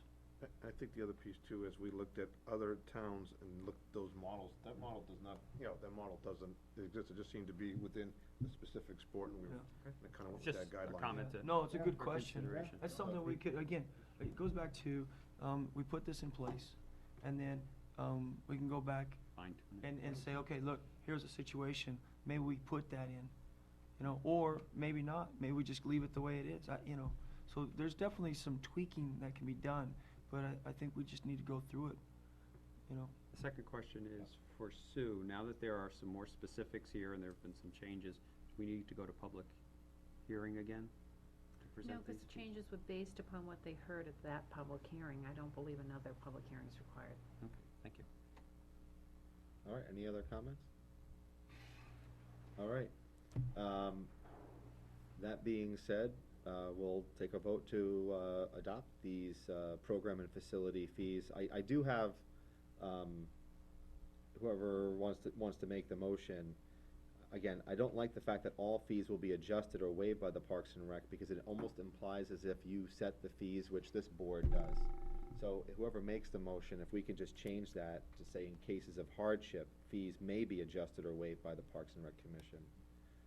And that a policy would be adopted for that process. So move with the chairman's recommendations. All right, is there a second? A second. Okay, any further discussion? All those in favor of the motion say aye. Aye. And all those against? I'm against it, I'm a nay. Just for the record, the reason why is for some of the reasons. One, I think the non-resident fee disparity, because of these things are so low, you know, $30 for somebody from Manchester to play softball, I have a hard time with that. I have a really, really hard time with that. And same thing for some of these other things. And in a lot of other towns, and I know you've done the legwork, it's $50 for the program, and then it's $60, and so at least it's a good amount of money that person is paying. This is like, it's almost done for free, and I have a hard time paying taxes for other people from out of town doing that. And again, I thought some of these other fees were starting off just a little bit too low. I understand that they're introductory, but when you look at what people are already paying, like I said, $100 for Little League, $65 for softball, 70-something plus for soccer, it just seemed like a really low starting point. I'll accept it. It's the will of the board. It's the will of the commission. I hope you'll revisit that every year to get it to be more market-based, because at the end, these are the funds that are going to make our parks much, much better, and it's going to take tens of thousands of dollars to make these improvements, and you might not be able to get there when you have sub-level type fees. So thank you, commissioners, for all the hard work, and I know that this has been a significant departure from the past, and that, as Selectman Fournier stated, it's something that probably had to get done. It's a difficult thing to go down that path, but in order to improve upon our parks, it really is quite necessary. So best of luck with that, and if there's any other issues, just let us know. While you're here, as you know, we did talk when you were here about the two of you would be working on that Barnard piece of property, and hopefully we'll continue there. Is there anything that we need to know about Cemetery Field, because that's going to go offline? Have you discussed what you're going to do to fill that void? I know that there was discussions about maybe DPW assisting with that parcel that's adjacent to it, near, you know, on the other side of that pond or wetland. Well, in the immediate future, starting this coming spring, what we're gonna do is we're gonna utilize more of Roy Park Field, the fence that went out in the field down the center of the field has been removed. Okay, so you'll be able to do two maybe practices on that? We're gonna have to utilize that a little Yeah. more. And obviously, I mean, the field at Parsons Drive, you can't just jump right on it. You're gonna have to do something about it. You're probably gonna have to, I don't know the ins and outs of how one goes about that. I mean, I don't know if there's, guidelines we have to follow. Can we just say we can use that field starting in the spring? I don't know. I don't know how that works. So that was an issue with the trustees had stated that they can't use that for cemetery purposes. It's technically, we would need permission from them, because I think this was voted on way back to be used for cemetery. So either unless we had a referendum question on our ballot, if not, the trustees would have to allow the town to. As they do currently. Cemetery Field. So. Be the simple way to keep it. So then you just mow it and you could just use it for general purposes if you had to. Right, the problem is that there's a We can certain. invite them, yeah. I think that would be a good Discussion. idea. To be honest with you, Mr. Gross, Yeah. because, prior, Christmas, working through the pool issues. Right. And the budget before that, and now this, it is taken an immense amount of our time. And so we've discussed it a little bit, but we really haven't, moved forward. And partly that too is not quite understanding, how to move forward in the fact that because it's not our property, it's the trustees, and And, you know, so any guidance from you would be good if we need to sit in a meeting with them or Right. whatever. And I think if we can do that sooner rather than later, simply because DPW is gonna be doing the prep work for that cemetery. So they're gonna have mobilization of equipment right there. So if there is going to be, any activity going on in the property right, you know, literally right next door, then it would behoove us to have some of those discussions, you know, kind of, you know, now. Not saying you might be able to use it in the spring or summer, but it may, some of that work may be able to get done while they're adjacent to the property. And then the same thing, whether there's fill needed or stuff can transfer around, it's right there. Part of the conversation also in place, obviously, the barn at Kilton Lane, how we're doing that, how the plans proceed, which we'll be speaking about. Right. Do we want to expend resources within the field by cemetery field, or will it be better spent going to where eventually things should be? And those are conversations that are coming forward. And I think, while we're here, if we could just expand on this just for a quick second, we have to really give some serious thought to private-public partnerships here, because when I say that, there are tons of these groups that are around, whether it be football, baseball, softball, lacrosse, you name it, that have all their different booster clubs, and as we talk about development of that site, or even of this other field, is there a possibility for some of these groups to say, okay, we'll invest our resources into doing it, you know, provided that we get use of the field, et cetera. And I think that's a way for the taxpayers don't have to necessarily pay for it, and that the groups that are gonna use it are gonna put their money and their sweat equity into it. And we have a long history of doing that in our town. I mean, the Field of Dreams behind the high school, and all these different parks that have been created, a lot of them have been done by volunteer groups. So all you have to do is kind of give them the go-ahead, and they do a lot, you know, and they somehow muster up resources, which sometimes the town can't do, you know. I agree, I think that's exactly where we gotta go, but we gotta get there first. We gotta figure out what the plan is going to be. Although if there's any big donors in town who'd like to work with us, we're always open to that. I would like to say, before they leave, I'd just like to thank Rick and thank the commission, because since I've been in Goffstown, I mean, here we're implementing all, you know, as soon as he starts on the job, right off the bat, we're talking about implementing revaluation of the parks and pools, and then we're talking about fees, and then we're talking about how we're gonna use land space, and then we're talking about how we work with private partners. I tell you that this board has moved, that commission has moved fast and far, and Rick's done a great job. I appreciate everyone's effort. Everybody's done a great job. It's a great team, and it's a good team to be part of. All right. And can I just, one other thing, in 1 year's time, Rick has jumped into, like I said, a boiling pot of things. But if anybody's ever down at the gymnasium on Saturday watching the games, or on nights when the kids are playing basketball, it's a great thing to see. I think that Rick has done a phenomenal job, not only working with the refs and how they can work through the games, but working with the coaches and the kids, you know. And my son is playing, and I have an awful lot of friends that are involved, and just tons and tons of positive things being said about the program and what Rick has done, and the mannerism and the positive way he approaches things. So I just wanted to make that public. I think he's doing a phenomenal job. Thank you. Thank you very much. There's a new sheriff in town. So Mark, Well, it's all is it big true team. that Thank you, Rick. Selectman Fournier was teaching the kids how to set illegal screens? Yeah. At No the- comment. Teach them how to grab the shirt. All right. Motion to recess? We have a motion to recess, and that would be till, I guess, 8 o'clock, right? Because that's when, is that? Anytime. Well, my thought is this, could we go into non-public session then, just for 15 minutes, because that might help us get out of here a little sooner? So we'll take a 5-minute recess, we'll go into non-public, then we'll come back at 8.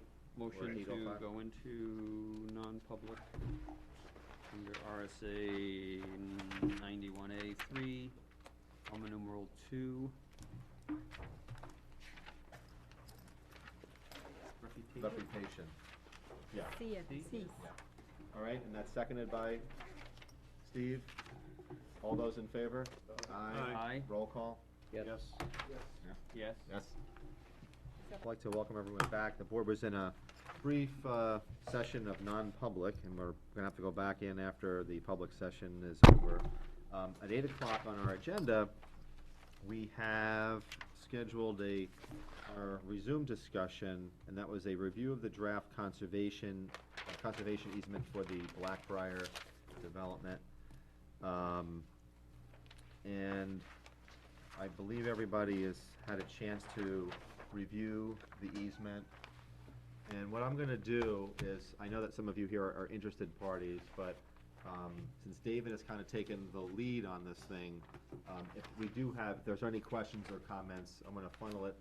We've already had public hearing, so we'll funnel it through you, so you'll be the spokesperson if there's any questions, or, is that fair?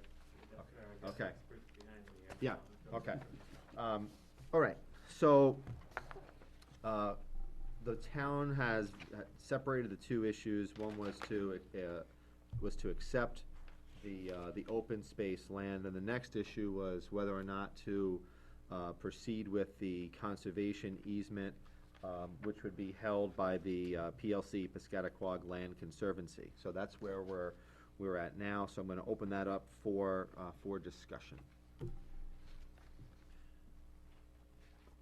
I just had a question, point of order, I guess? Yes. I thought there were two issues. I thought it was a conservation easement and being held by the third party as to whether or not, I thought we were having a discussion as to whether or not we were gonna have a third party. Right, there was, if Okay. it was will it be a conservation easement, and would it be held by a third party? Could the town hold the easement themselves? Okay. So there's a couple of All right, different no, issues there just that came up from last week. Clarification, okay. That being said, do you have a copy of I just wanna, the 7A. minutes Oh, yes. from, Mhm. so we're all kind of From on the planning same. board meeting? Yeah, I just wanna make sure we're on the same page here. Couple of different things. We did get a letter from Conservation, and I'll have David speak to that. But we pulled the minutes from October 14th. That was the planning board meeting in which this issue was discussed. And the meeting minutes are, again, October 14th. They start on page 13 and they end on page 15. There was a 7-0 vote from the planning board, and essentially there was a long list of conditions on that approval, conditional approval, of which number 29, and I'll read that. This is the one that kind of pertains to what we have. The appropriate approvals need to be obtained from the PLC and the Board of Selectmen, and these approvals cannot be obtained, if these approvals cannot be obtained, then a homeowners association and associated covenants, conditions, and restrictions will have to be formed to take care of the open space property and the drainage and landscaping areas within the development, and that these documents be submitted to the town planning department and town attorney for review and approval. Drainage and landscaping areas do not have to be accepted by the town. So that was what came out of. And then we got a memo from the Conservation Commission that was dated January 26th. And David, if you wouldn't mind coming up, if you just want to, you don't have to read the memo, but if you just want to kind of highlight what the issues are from your perspective or from Conservation's perspective. Yeah, so I'm David Neiman from the Conservation Commission, and I'd like to back you up even further, because when we first discussed this with the Board of Selectmen, we had discussed it a couple of times, a few meetings, and at one point, the board said, well, what we want is a memo from both Conservation Commission and the Planning Board stating what it is you're asking us to vote on, what you're asking us to do. Because I believe it was you, Scott, that had brought it up initially in the meeting, saying, why is this coming before the Selectmen? We're not the Planning Board. Why is this planning issue before us? And at which point we explained, because the Selectmen are the only ones that can receive property, therefore we need you to vote on it. So both committees went back, and I have copies of both of those memos, which we asked the Selectmen to act on. One is from the Conservation Commission, and one is from the Planning Board. And I could read them to you. You can see they're very, very short. Yeah, I think that was because in order to hold the public hearing, under 4114A, I think we had to get your recommendation Right. both planning and conservation before we could do it. So I just wanted to point out that both of these memos state in them that the town acquired the open space parcel of the Blackbriar Woods subdivision on map 9, lots 33, 7, 46, and 60, with the understanding that an agreement to acquire the property be provided with acceptable easements for the town and Piscataqua Land Conservancy on this property. Both memos clearly state that that's what was being asked. A minute ago, as you were introducing the discussion for tonight, you said something about, well, even if there is an easement, does it have to be held by a third party? And the answer is absolutely. It's not an easement if it isn't held by a third party. A conservation easement extinguishes the rights to development. And if the owner cannot own the easement, it would be a meaningless, completely meaningless document. It wouldn't be legal. It would have no bearing or standing whatsoever. If this property were going to a homeowners association, for example, we, the town, would hold the conservation easement to guarantee that it's kept in perpetual open space and undeveloped. In this case, the town receiving the property, the easement goes to a land trust, again, for the same guarantee of protection, of perpetually protecting this as an open space area, as is fully intended by the development regulations for our open space clustered subdivision. The clear intention there in our language is the open space area is set aside to be perpetually protected as open space. And all we were really trying to accomplish here was, instead of the homeowners association owning it and the town with an easement, which then would be upon us to enforce the stewardship and do the stewardship work, by the town owning the property, we could open this up as a passive recreation area to townspeople. That's why I was always citing the master plan. But I think at every point we were always absolutely clear that this was to be under a conservation easement. Every public hearing that was presented in front of the planning board, every public hearing that was presented at the Conservation Commission, every public meeting and the public hearings discussed here, we always talked about the conservation easement. Now, for the planning board, this is, abutters and other citizens were notified legally to come to this meeting to see the approval of this plan. And the conditions that we're left with, if it's not either the homeowners association with the conservation easement to the town, or the town owning it with the conservation easement to the PLC, that's not the approved, conditionally approved plan. That's not what the notice of abutters heard. We can't deviate from that, or you invalidate all the work that has been done over the past year by the Planning Board and the Conservation Commission. That's the gist of what I put in the memo that we from Conservation sent to you, that there really isn't a third option. No one ever asked for a third option. That's not what it was intended for the board to vote on. So I was a little confused when you separated the two issues at the last meeting. And if the board were to go forward, I would also contend that I don't think additional public hearings would be needed, because every public hearing before Planning, Conservation, and this board have always talked about the easement. So there really is no reason to have another set of public hearings just for that issue. That was, and in fact, in the planning board, when they do accept properties, and, excuse me, on the planning board, when they do approve subdivisions, and we have many times in the past where an easement comes to the town, there's no public hearing for the easement coming to the town, because it's part of the planning process, it's part of those notice public hearings. Okay. Are there any questions for David? Yeah. I want to play devil's advocate here. Let's go with the assumption, because I understand all of the parties' concerns. I understand that if the town didn't have an easement, and the rationale for wanting an easement held by a third party is to make sure that 50 years from now, when none of us are around and remember this conversation, that land still remains forever as undeveloped open space. I understand that concern, and it's a valid concern.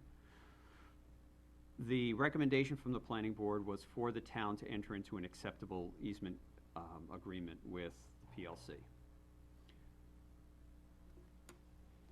All of the issues, and there would be a lot of issues, if a parcel, a portion of the 127 acres was developed into an active recreational area. But those aside, I mean, there's issues with parking, with access, with crossing wetlands. But let's assume that those issues, for the sake of argument, are pushed aside.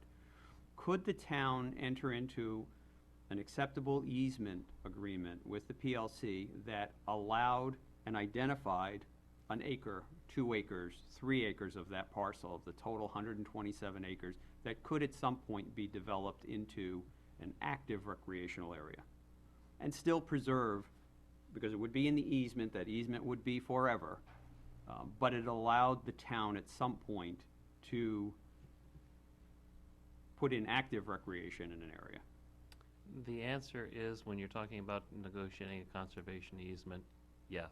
Every conservation easement in town that gets negotiated, like ones we've done for the Open Space Committee, there's always an area that's, of the property that's usually excluded from the easement. Usually for farmhouse outbuildings, things like that, or other, sometimes they reserve lots then where a child might want to build and so on. So that all makes perfect sense.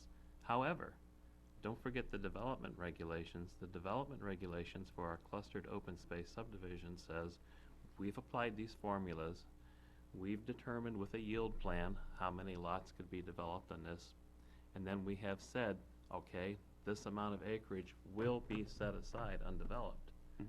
So why would we want to do that? Because it would be counter to our own development regulations.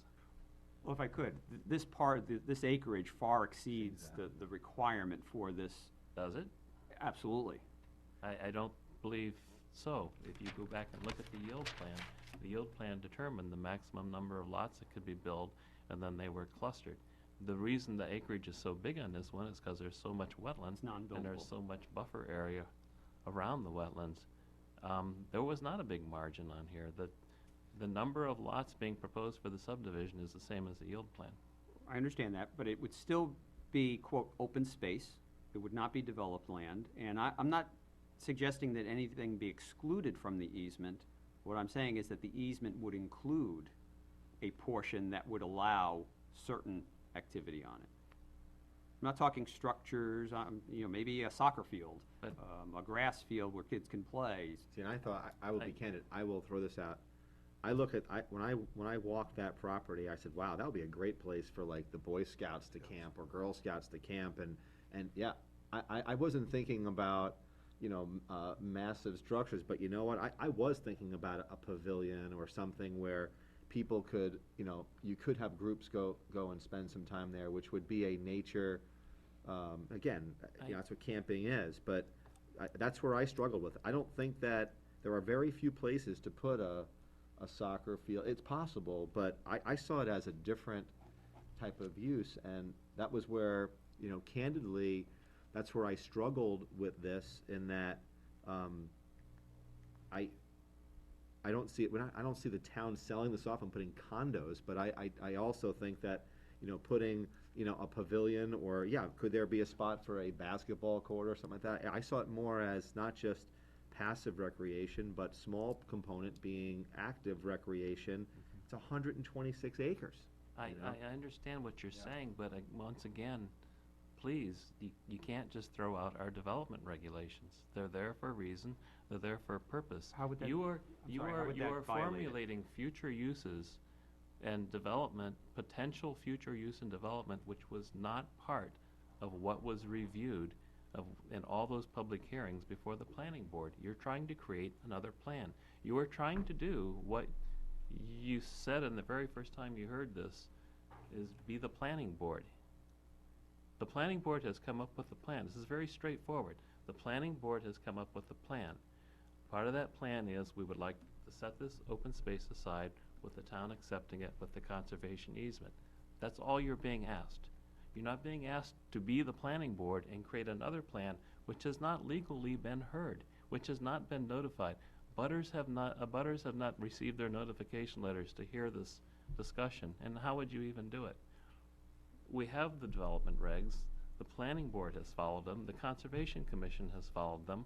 We have a solution to this, and all we want is to know whether or not you are going to accept this with that easement, not come up with another plan. That's not what, all of you have been to planning board, you know how this works.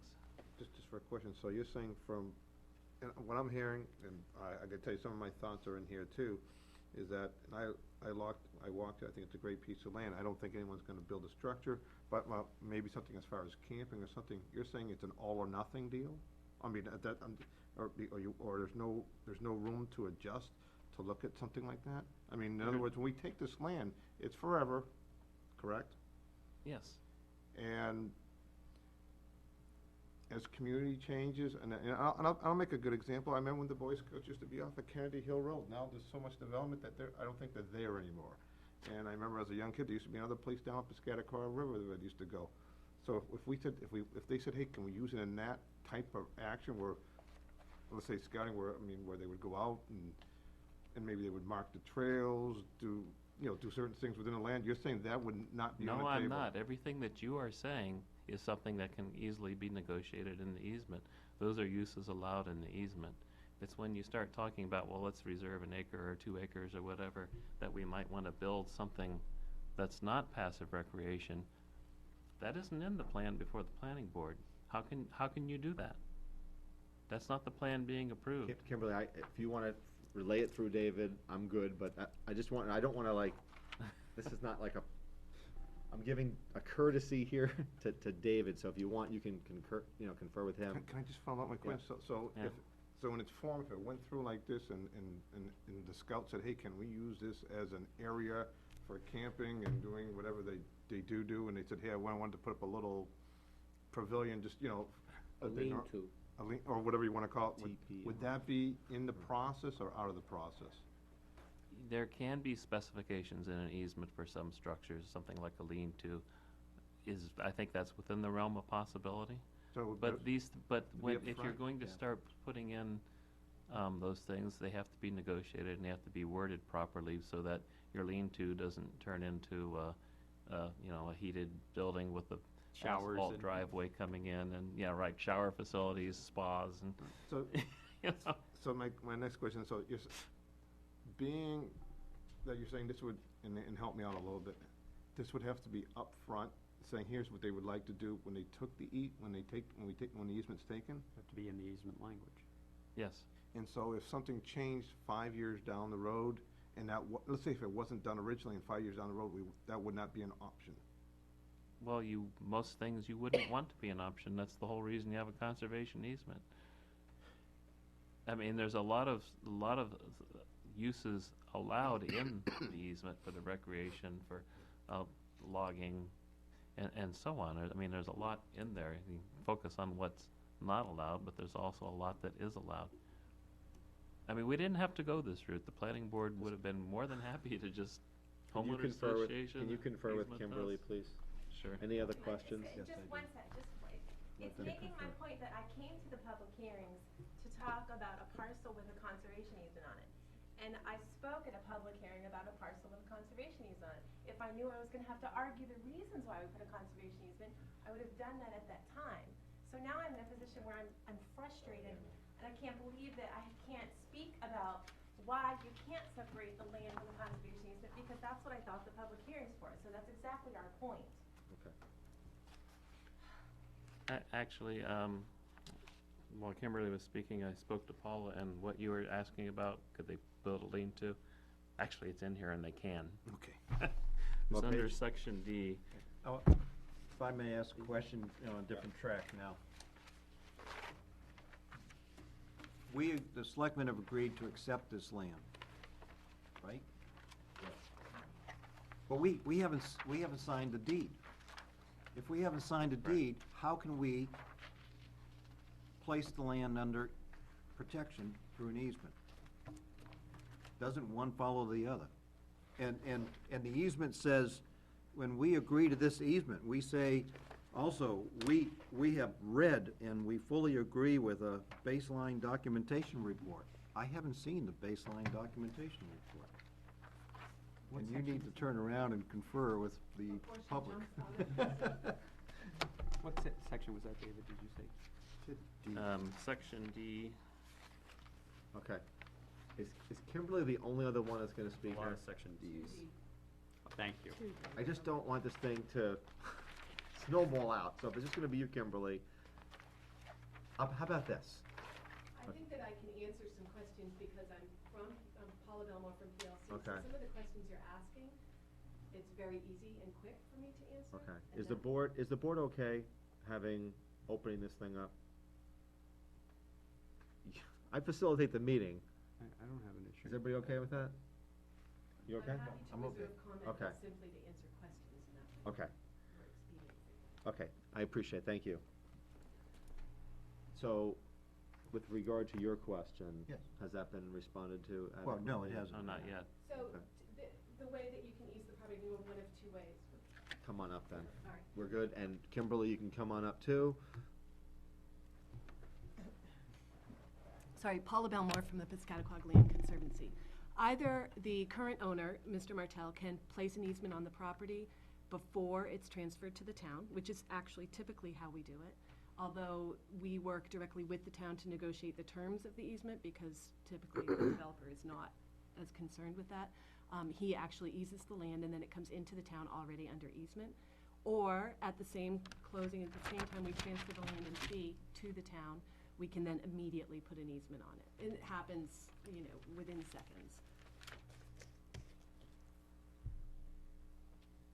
Either way, it doesn't really matter Doesn't however really you matter. choose to do it. Right. But certainly, nobody would expect you to do anything without having reviewed the easement, But, the town's okay, attorney reviewing it. Right. I'll extend my question a little bit, then. We accept the land, sign the deed, Mhm. couldn't we provide the easement 30 days later? Good. Okay, that was my point. And I didn't understand the process. Because this document says we've also fully read and understand and agree with a baseline report that your organization would write. Correct. So there has to Right. be a little lapse of time in there. No, typically our baseline report is prepared for the closing. We've already done most of the groundwork for that actually already. So there's, That's usually signed at closing. so it's the closing date that we ought to be focusing on and having, where we have accepted the fact that we're gonna have a closing date. Because you're And gonna now, take the at that closing date, or some before it, we ought to have the rest of this would be fleshed out. Correct. And I believe the town attorney, Sue, already has a copy of the proposed easement, but hasn't begun review yet, right? Right. Any other questions? Any other comments? I'm gonna comment. I guess my main concern, and whether it's overstepping my bounds as a selectman in terms of my decision-making process, is that I would like to see some portions of this be for, whether it's, I don't know if it'd be active or just a little more than what is there. And that's not simply walking around and hiking, but also something perhaps a little bit more than that. I do not see this as a place that is going to have a tennis court complex or a soccer complex. The layout of the land is not conducive to that. However, when I did walk it, one of the first things that I did think about was, things like Boy Scouts and Girl Scouts, and sometimes there are structures there in place, and it's, again, that's probably, if it's out of my bounds, it's out of my bounds, but to extinguish that possibility, concerns me. And like I said, it's a very large tract of land, and this would be a nice, retreat for Boy Scouts or Girl Scouts or any other group that wanted to enjoy it. And then along that line, Mr. Chairman, is there enough parking that would be allowed to facilitate that? Is there bathroom facilities that would facilitate that? I can share with you that Boy Scouts and Girl Scouts are actually not allowed to go out and do typically primitive camping. Their regulations from their organization are so detailed. They have to have bathroom facilities, they have to have lots of different requirements in place. In addition, other towns that we work with, the insurance requirements, if you allow camping on land, can be significant and usually a detriment to allowing that. So I think there are a lot of, we work with the Boy Scouts, for example, in Ware, and they maintain a trail for us in Ware. We have another den that does that in New Boston. So we work with them. The camping piece of it is where you will run up against a barrier, and I think that would take place whether it was under easement or not. Okay. It is correct that we wouldn't allow camping on an eased property, Right. but they definitely are out working trails and things like that. Scouting has changed, they're not Oh, allowed to it's- yeah. camp now. Everything has changed. Yeah, Are we really? yeah, it's bad. The attorneys had taken over. Oh, my. I just want to speak to the part of the process. If we can just even back up even further and understand that the open space development regs were developed in part to ensure that as we develop as a town, we have places that are left as conservation. And as these have moved forward, we've had several developments in our town that have placed the open space under homeowners agreements. And so when the developer came to us and said, you know, I want to do this, how should we go about doing this? You know, the choices were do this to the town with a conservation easement or have a homeowners agreement. And, you know, as I spoke to the other night at the planning board, it's sort of like PLC is giving us a really great gift, because once we take ownership of something without an easement, we're in charge of stewarding it. We're in charge of the maintenance on the facilities that we can't. Right now, we have properties that we have a hard time stewarding, and it's a great opportunity for us to have a great organization like PLC to work with. And it definitely locks the land into some certain things that the easements define. And I feel like if we go past that opportunity, then we're changing what the development regulations have said. I mean, passive recreational opportunities is one thing. Laying aside future tennis courts, we're looking at a completely different vision than what open space is set out to do. And I understand there's a great recreational need in the town, but I think that this is skewing this parcel, so. Can I ask a question? Under our development regs, under T, it says designation of open space. Open space land shall be designated as a specific categories as part of plan approval. And it names about 5 or 6 different categories here. Which one did they name in the planning board process? Oh, that's a good question, I don't know. Because it's either natural open space, farm reserve open space, recreation open space, public access open space, and the 5th one is dealing with ownership of the open space. I don't know, but when you consider what everybody has come, the testimony they've come down here, if there's going, even if there were to be any kind of future development, then that wasn't discussed in the plan before the hearings, and the project could be challenged and overturned. And it happens, we all know it happens. Other subdivisions have been overturned in town when the protocol wasn't followed appropriately. So if you want to try to discuss any potential future development, you're gonna have to spell it out. And it's gonna have to reopen the planning board hearings, because that's not the plan that was heard. You cannot change that. You must follow those protocols and those rules and regulations. That's not my rule, that's the state's rule. Anyone else? Well, just want to go off of Sue's comments there, because our notice, our public hearing notice for the acceptance of open space, would it be appropriate to request a clarification of the type of open space that they were recommending? The minutes didn't show it? I'm looking.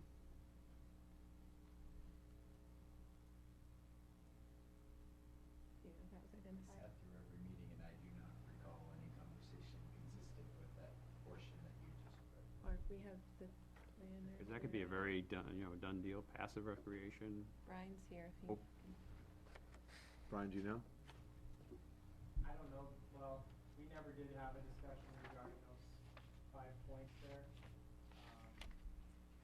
I will say though, my feeling on it is that it's supposed to be the passive recreation, and that's merely in my mind due to the layout of the land and the amount of wetlands and the lack of actual developable area, including the 100-foot wetland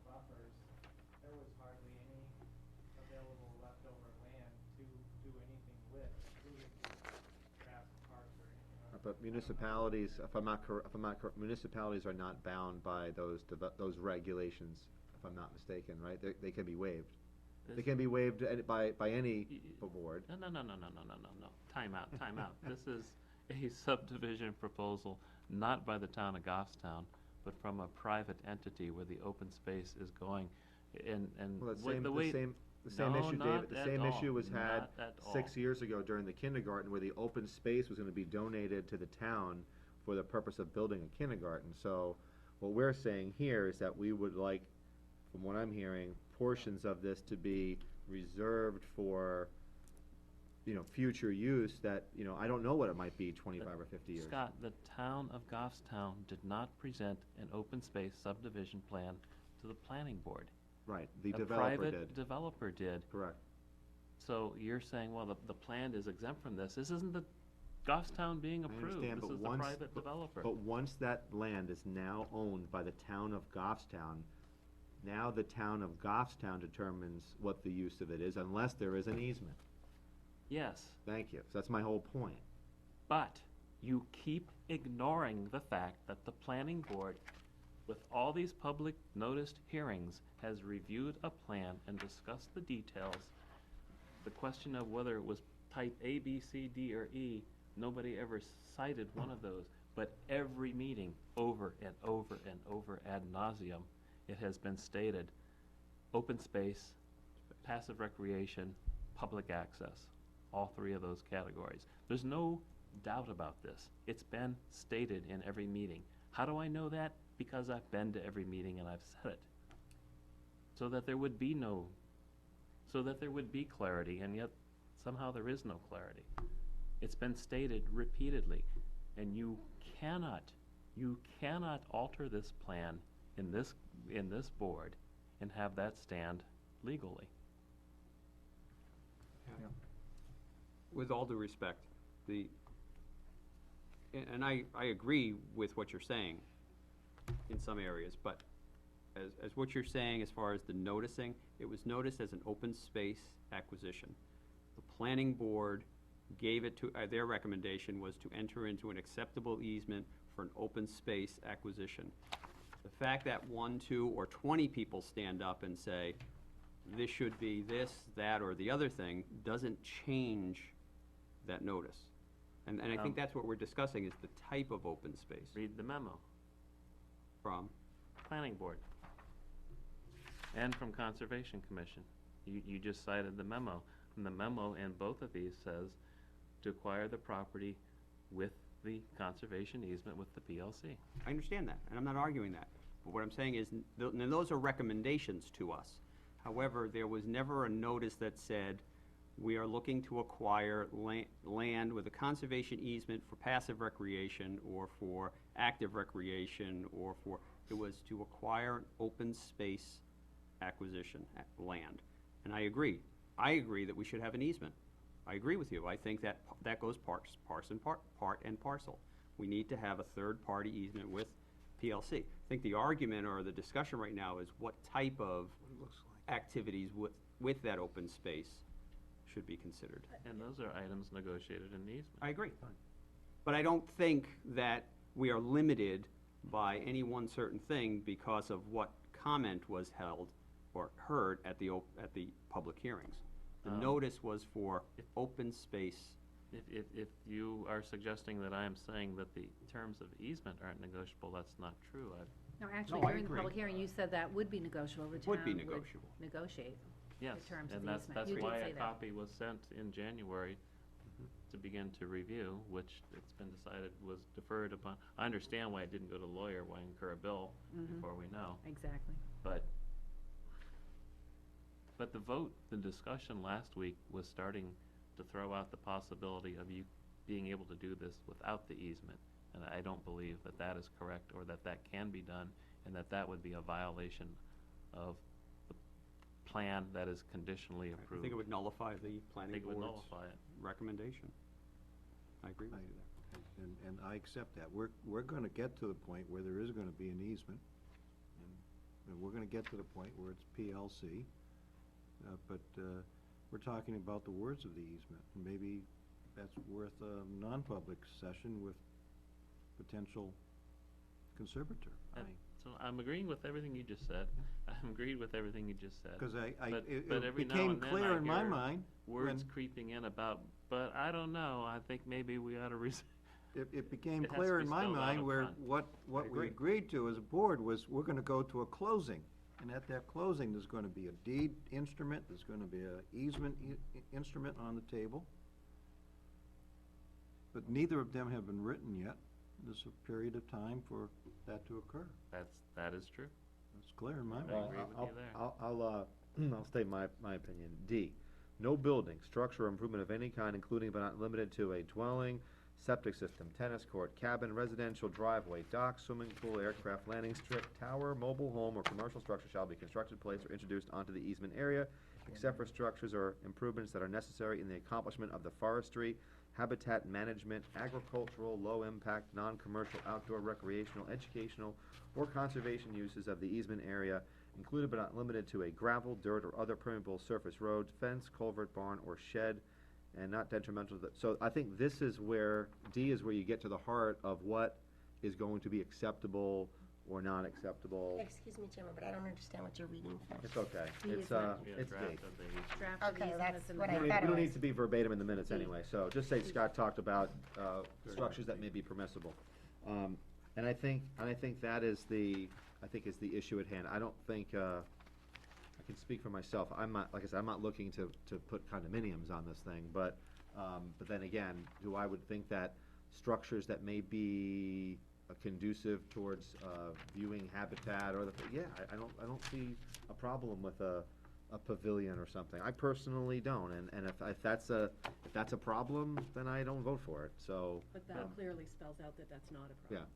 So we're good. So, But if you start going further down that path and you start talking about, oh, we're building soccer fields and well, bleachers. I think Selectman Pierce Then we're made a point. I mean, there is no parking here. And there's no access. And there's no access, road so access. this is That's not a another major- situation where It would be difficult. you're gonna be able to, have that. Nor is it conducive to it. We walked it, but, there are other, you think that there is, or? No, I think what's transpiring is that, and I think probably we can just talk about just our fields in town. And no one's saying we're putting a field out there, but we don't know what the future will bring for what land uses may be and how they can acquire. And we understand what the principal thought is there, but the idea is what is the flexibility, what are the possibilities down the road? We don't know what the future will bring, just like right now we're running into problems with fields, how do we work around these types of things? And I think that's for me, I looked at that, and I also looked at the idea of more of an immediate use too, what would be allowed for scouting, I guess camping's out of the question now. But those are things I think we were looking at least I know I was looking at, what the future brings. Well, one thing we are confident about what the future brings, and that is continued and more development and less open space. So we're trying to get, that's why we keep pushing to So the set open Fournier space aside. paintball park is out of the question. Yeah, that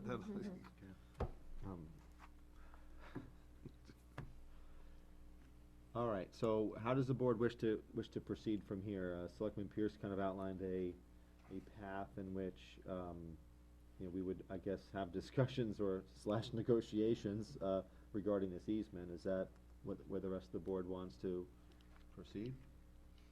Is that document that we need to see the final? Yes, there is one. What page was that on? It wasn't numbered.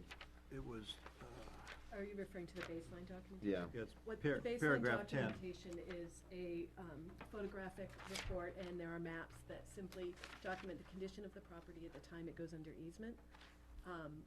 I can show you the photos we've taken already, but it's a very dry, it says there's no hazardous materials found on the property. It shows an aerial map, a topo map, and we photograph any key natural resources. We photographed Black Brook, the beaver flowage, things like that. So it's a very, it's just a very basic, dry document, so that you can go back in 50 years and say, look, there really wasn't a house sitting in the middle of this property. The other thing that we're gonna have some discussion on, in non-public is whether or not there is any other interest in any other abutting parcels that may have conservation value, that has another, it also has impact. Isn't there a prime wetland around here somewhere? Or is there a significant wetland that's There's a significant wetland up that's here? partially on this property and. Right? Yeah, well, it's, but I don't understand the gist of what you're saying.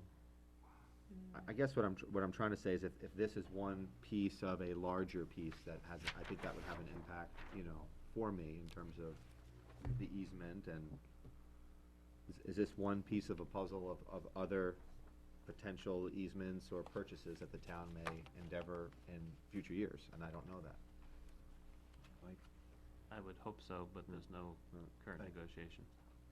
I don't see the bearing on that with what we have to decide here. Okay. It may be beneficial in the future to hear about other easements and other conservation lands, but as David pointed out, butters have attended various public hearings in planning to get to this point. And if there was concerns along that line of future development, they would have been brought out at that time too.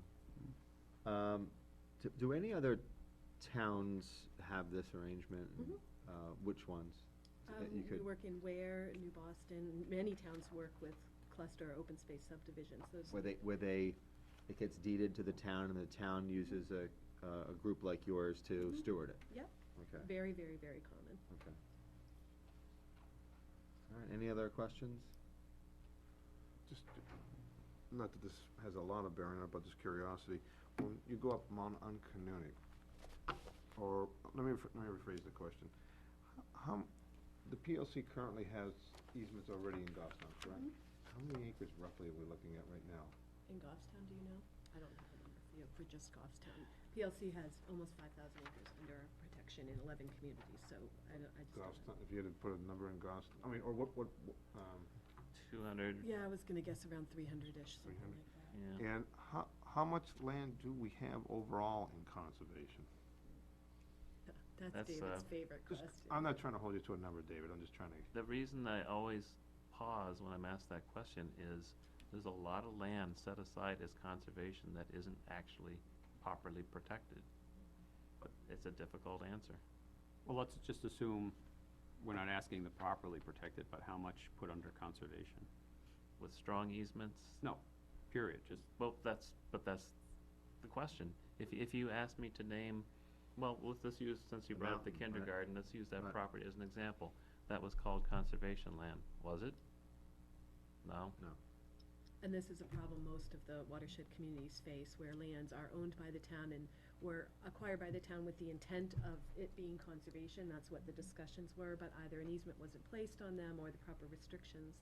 And in 20 years or whatever, a school is needed or whatever, and the land right. is not actually Right, conserved. and that's our dilemma, because we don't know what the needs of the community are gonna be in 50 or 100 years, and then do you put, handcuffs on a future generation or two, so that they don't have options, whereas. And I think that is highly Well, appropriate personally. Right. What I would tell you is that what you're coming up against is this particular lot isn't suitable for that, but your concept and your thinking, I think, is very valid. Because there are lands, I should take my PLC hat off right now.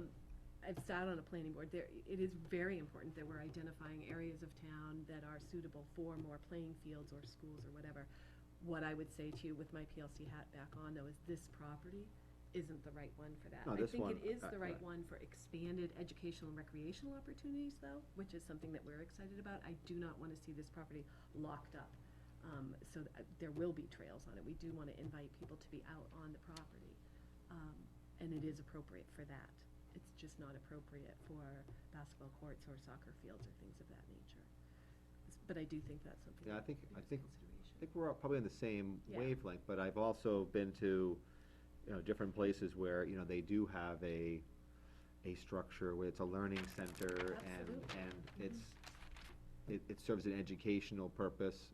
And that's we what are- when I see this, no structures, I'm thinking, Except. this is 100 and, almost. Except for, and we could certainly Right. add more, language that was more clear for you.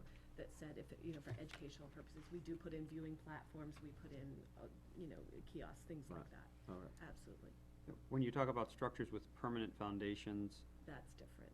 So in other words, if we're not gonna wanna pour a cement foundation and put in an educational center with, 4 walls and a roof and heating systems and things like that, but but you can that's put in, not what you're talking about let's say, either. concrete piers to just build the 4 corners, so it's not a, There in 10 years. would be a permeable floor and things like that, probably, I think. But just to I give don't it think we'd have a problem with that, right? Yep.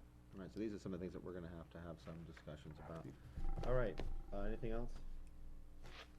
Just going back into that, how many acres do you think we have overall in conservation land? I know which number I pull out of the air is probably gonna be highly inaccurate. I know, but I'm just it- trying to get in the you're- ballpark. I understand. It's probably around 1,500 that 1,500. have good, solid protection. And what actually about the means ones that, if you include all the ones that don't have solid protection, what would that? 1,500 solid and. Yeah, and then if you include the ones that were kind of, like, I- what about the Uncanunics? Those don't have easements, do they? Well, actually, for example, the main acquisition for that the water precinct made, originally it was, not the water precinct, but fire protection to build fire towers and Yeah. all that. And there's a reverter clause on there that if it isn't managed as a natural open space area, it goes back to the Society for the Protection of New Hampshire Forests. So it's not a conservation easement, because this was a long time ago and they Right. used a different River, structure, yeah. but if it's not managed as an open space area, it would go back, the land would go to the Forest Society. Do you have any other questions? So going back I, to. I really don't know, cause so much of it is chopped up in these open space subdivision areas, really have to get out the spreadsheet and add them all up. If we could get that, But, I I think mean, that it's would be. gotta be at least 1,000 acres.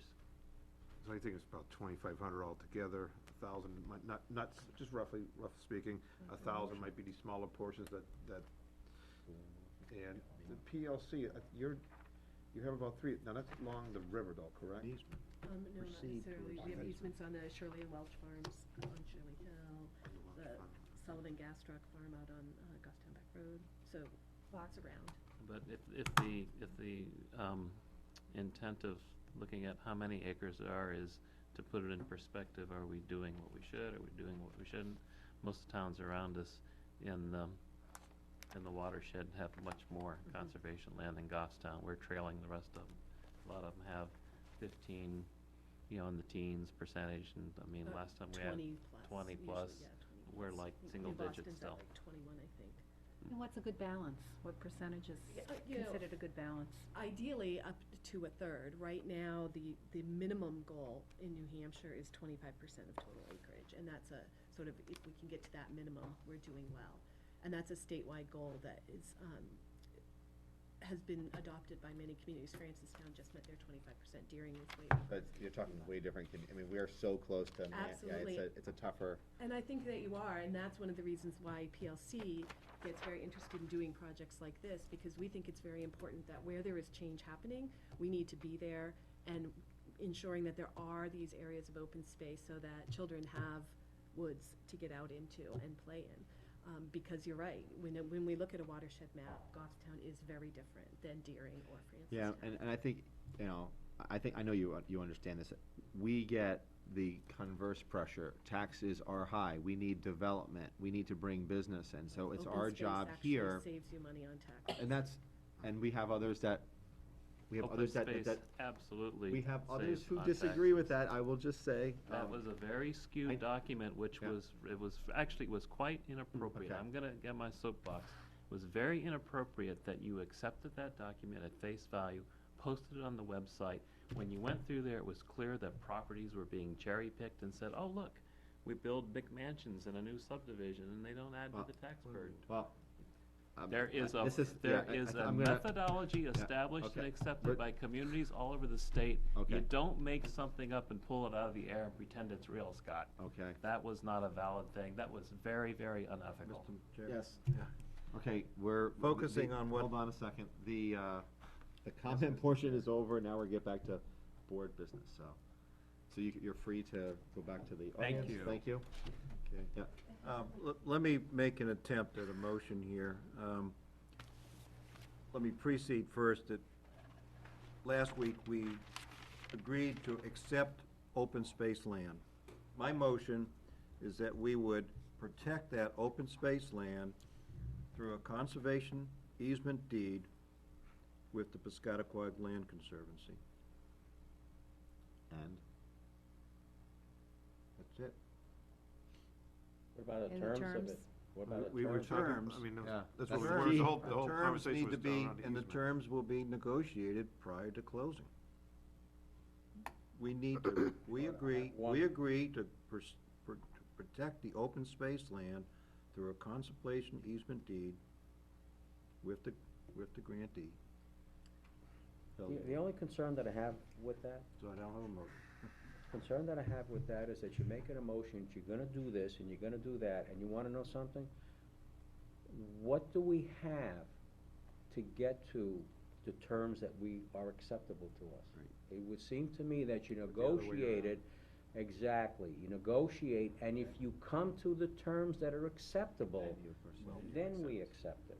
We agree we're going in that direction, and I think it's, I'm just gonna speak for myself, it may be premature. I think this board has to talk about what terms, you know, what is the Exactly. baseline terms that we're willing to accept. If that's something that PLC is willing to accept, then we're gonna proceed. If it's something that PLC cannot accept, and we have a difference of opinion, then. And we then- can't work them out, either we work them out or we Right. don't work them out. And I think what we have to do is we have to commit to, I guess, a deadline as to, in fairness to, planning board, conservation, the developer, saying, okay, here are the terms that we're interested in. If this is something that can't be worked out, then we're back to square one. Maybe we do not want to accept the land. But I think in fairness to the developer and the parties involved, that's something that should be done I sooner don't rather think than we, later. just to correct that, I don't think we can accept the land without that. Without it, right. The decision has to be made to accept the land. Right, With the exactly. agreeable conservation easement, or per the directions of the planning board, it would have to go back to either A homeowners association. review or a homeowners association Right. with an easement. Right. So what process do you wanna use to work out the terms of an easement with PLC? Can I How make do you a wanna go about- suggestion? Yes. Can I make a suggestion? We've had a lot of discussion here. A lot of things were stated. Some were stated with the, I just wanna be careful on how I say it, as factual. And I think that what we need to do is, we need to review those things, and there might be some things that we wanna find some additional information. It might be good for us to touch base with Sue individually, so that she can list some of our questions and concerns, perhaps. Some of them might be legal questions, some of them might require some research some other places. Here's my question. I've been doing this for 4 years, so nothing like this has come before. Has the town accepted land in an arrangement like this with a conservation easement that has, you know, had say restrictions? Or has any town, I don't know the history. Has the town ever done anything like this? This is the first one, to my knowledge, that the town has accepted ownership of the land with a conservation easement. That I'm aware of. But it's not uncommon, you know, I'm not gonna open this up, but it's not uncommon for other towns. So this Right. could be something. That's correct. I guess what I'm trying to say is, it's new to us, but it's not new to other communities, and this is what you were getting to your point. Maybe this is where Sue reaches out and says, okay, what are some of the, you know, challenges, and what did your easements have in it? And, you know, I don't think that we're always alone on some of these things. I can't believe we'd be the only board of selectmen that has ever said, yeah, we have an easement before us, but, you know, how did you negotiate your easement, or what was in there, so. Yeah. I would think once we have our answers, once we know where we wanna go, we would probably set up some non-public meetings Right. with PLC. Yep. To discuss, to Terms, negotiate yeah. those terms. declared I did not have a second on my motion. You didn't have a second, did you? Thank you. But you did get the discussion you going, got the David. discussion. I got the Get the discussion I discussion. wanted, Thank you. so. Yeah, all right. um, So, you know, with that being said, we're gonna have to. There's gonna be a time frame Right, here, though. I agree.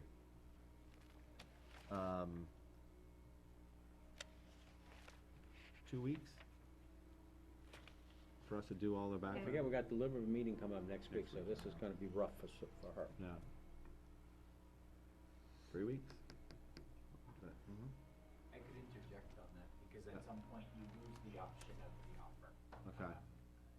We're reaching the point where I need to move the project ahead, that we came forward with a voluntary action. We did not mean to introduce this degree of complication, but something that we perceive to be a very simple thing. We've, as a developer, donated land with easements to third parties in other towns. I'm sure Paula could probably offer you some sample and template easements. And sitting from a third party, not getting involved, you folks seem pretty well tuned in on what sorts of things you're looking to allow. Candidly, I cannot lose a spring market, which is what you are slowly pushing me to do. The financial consequences of it, then, they clearly outweigh the. We hear you, action. hear you.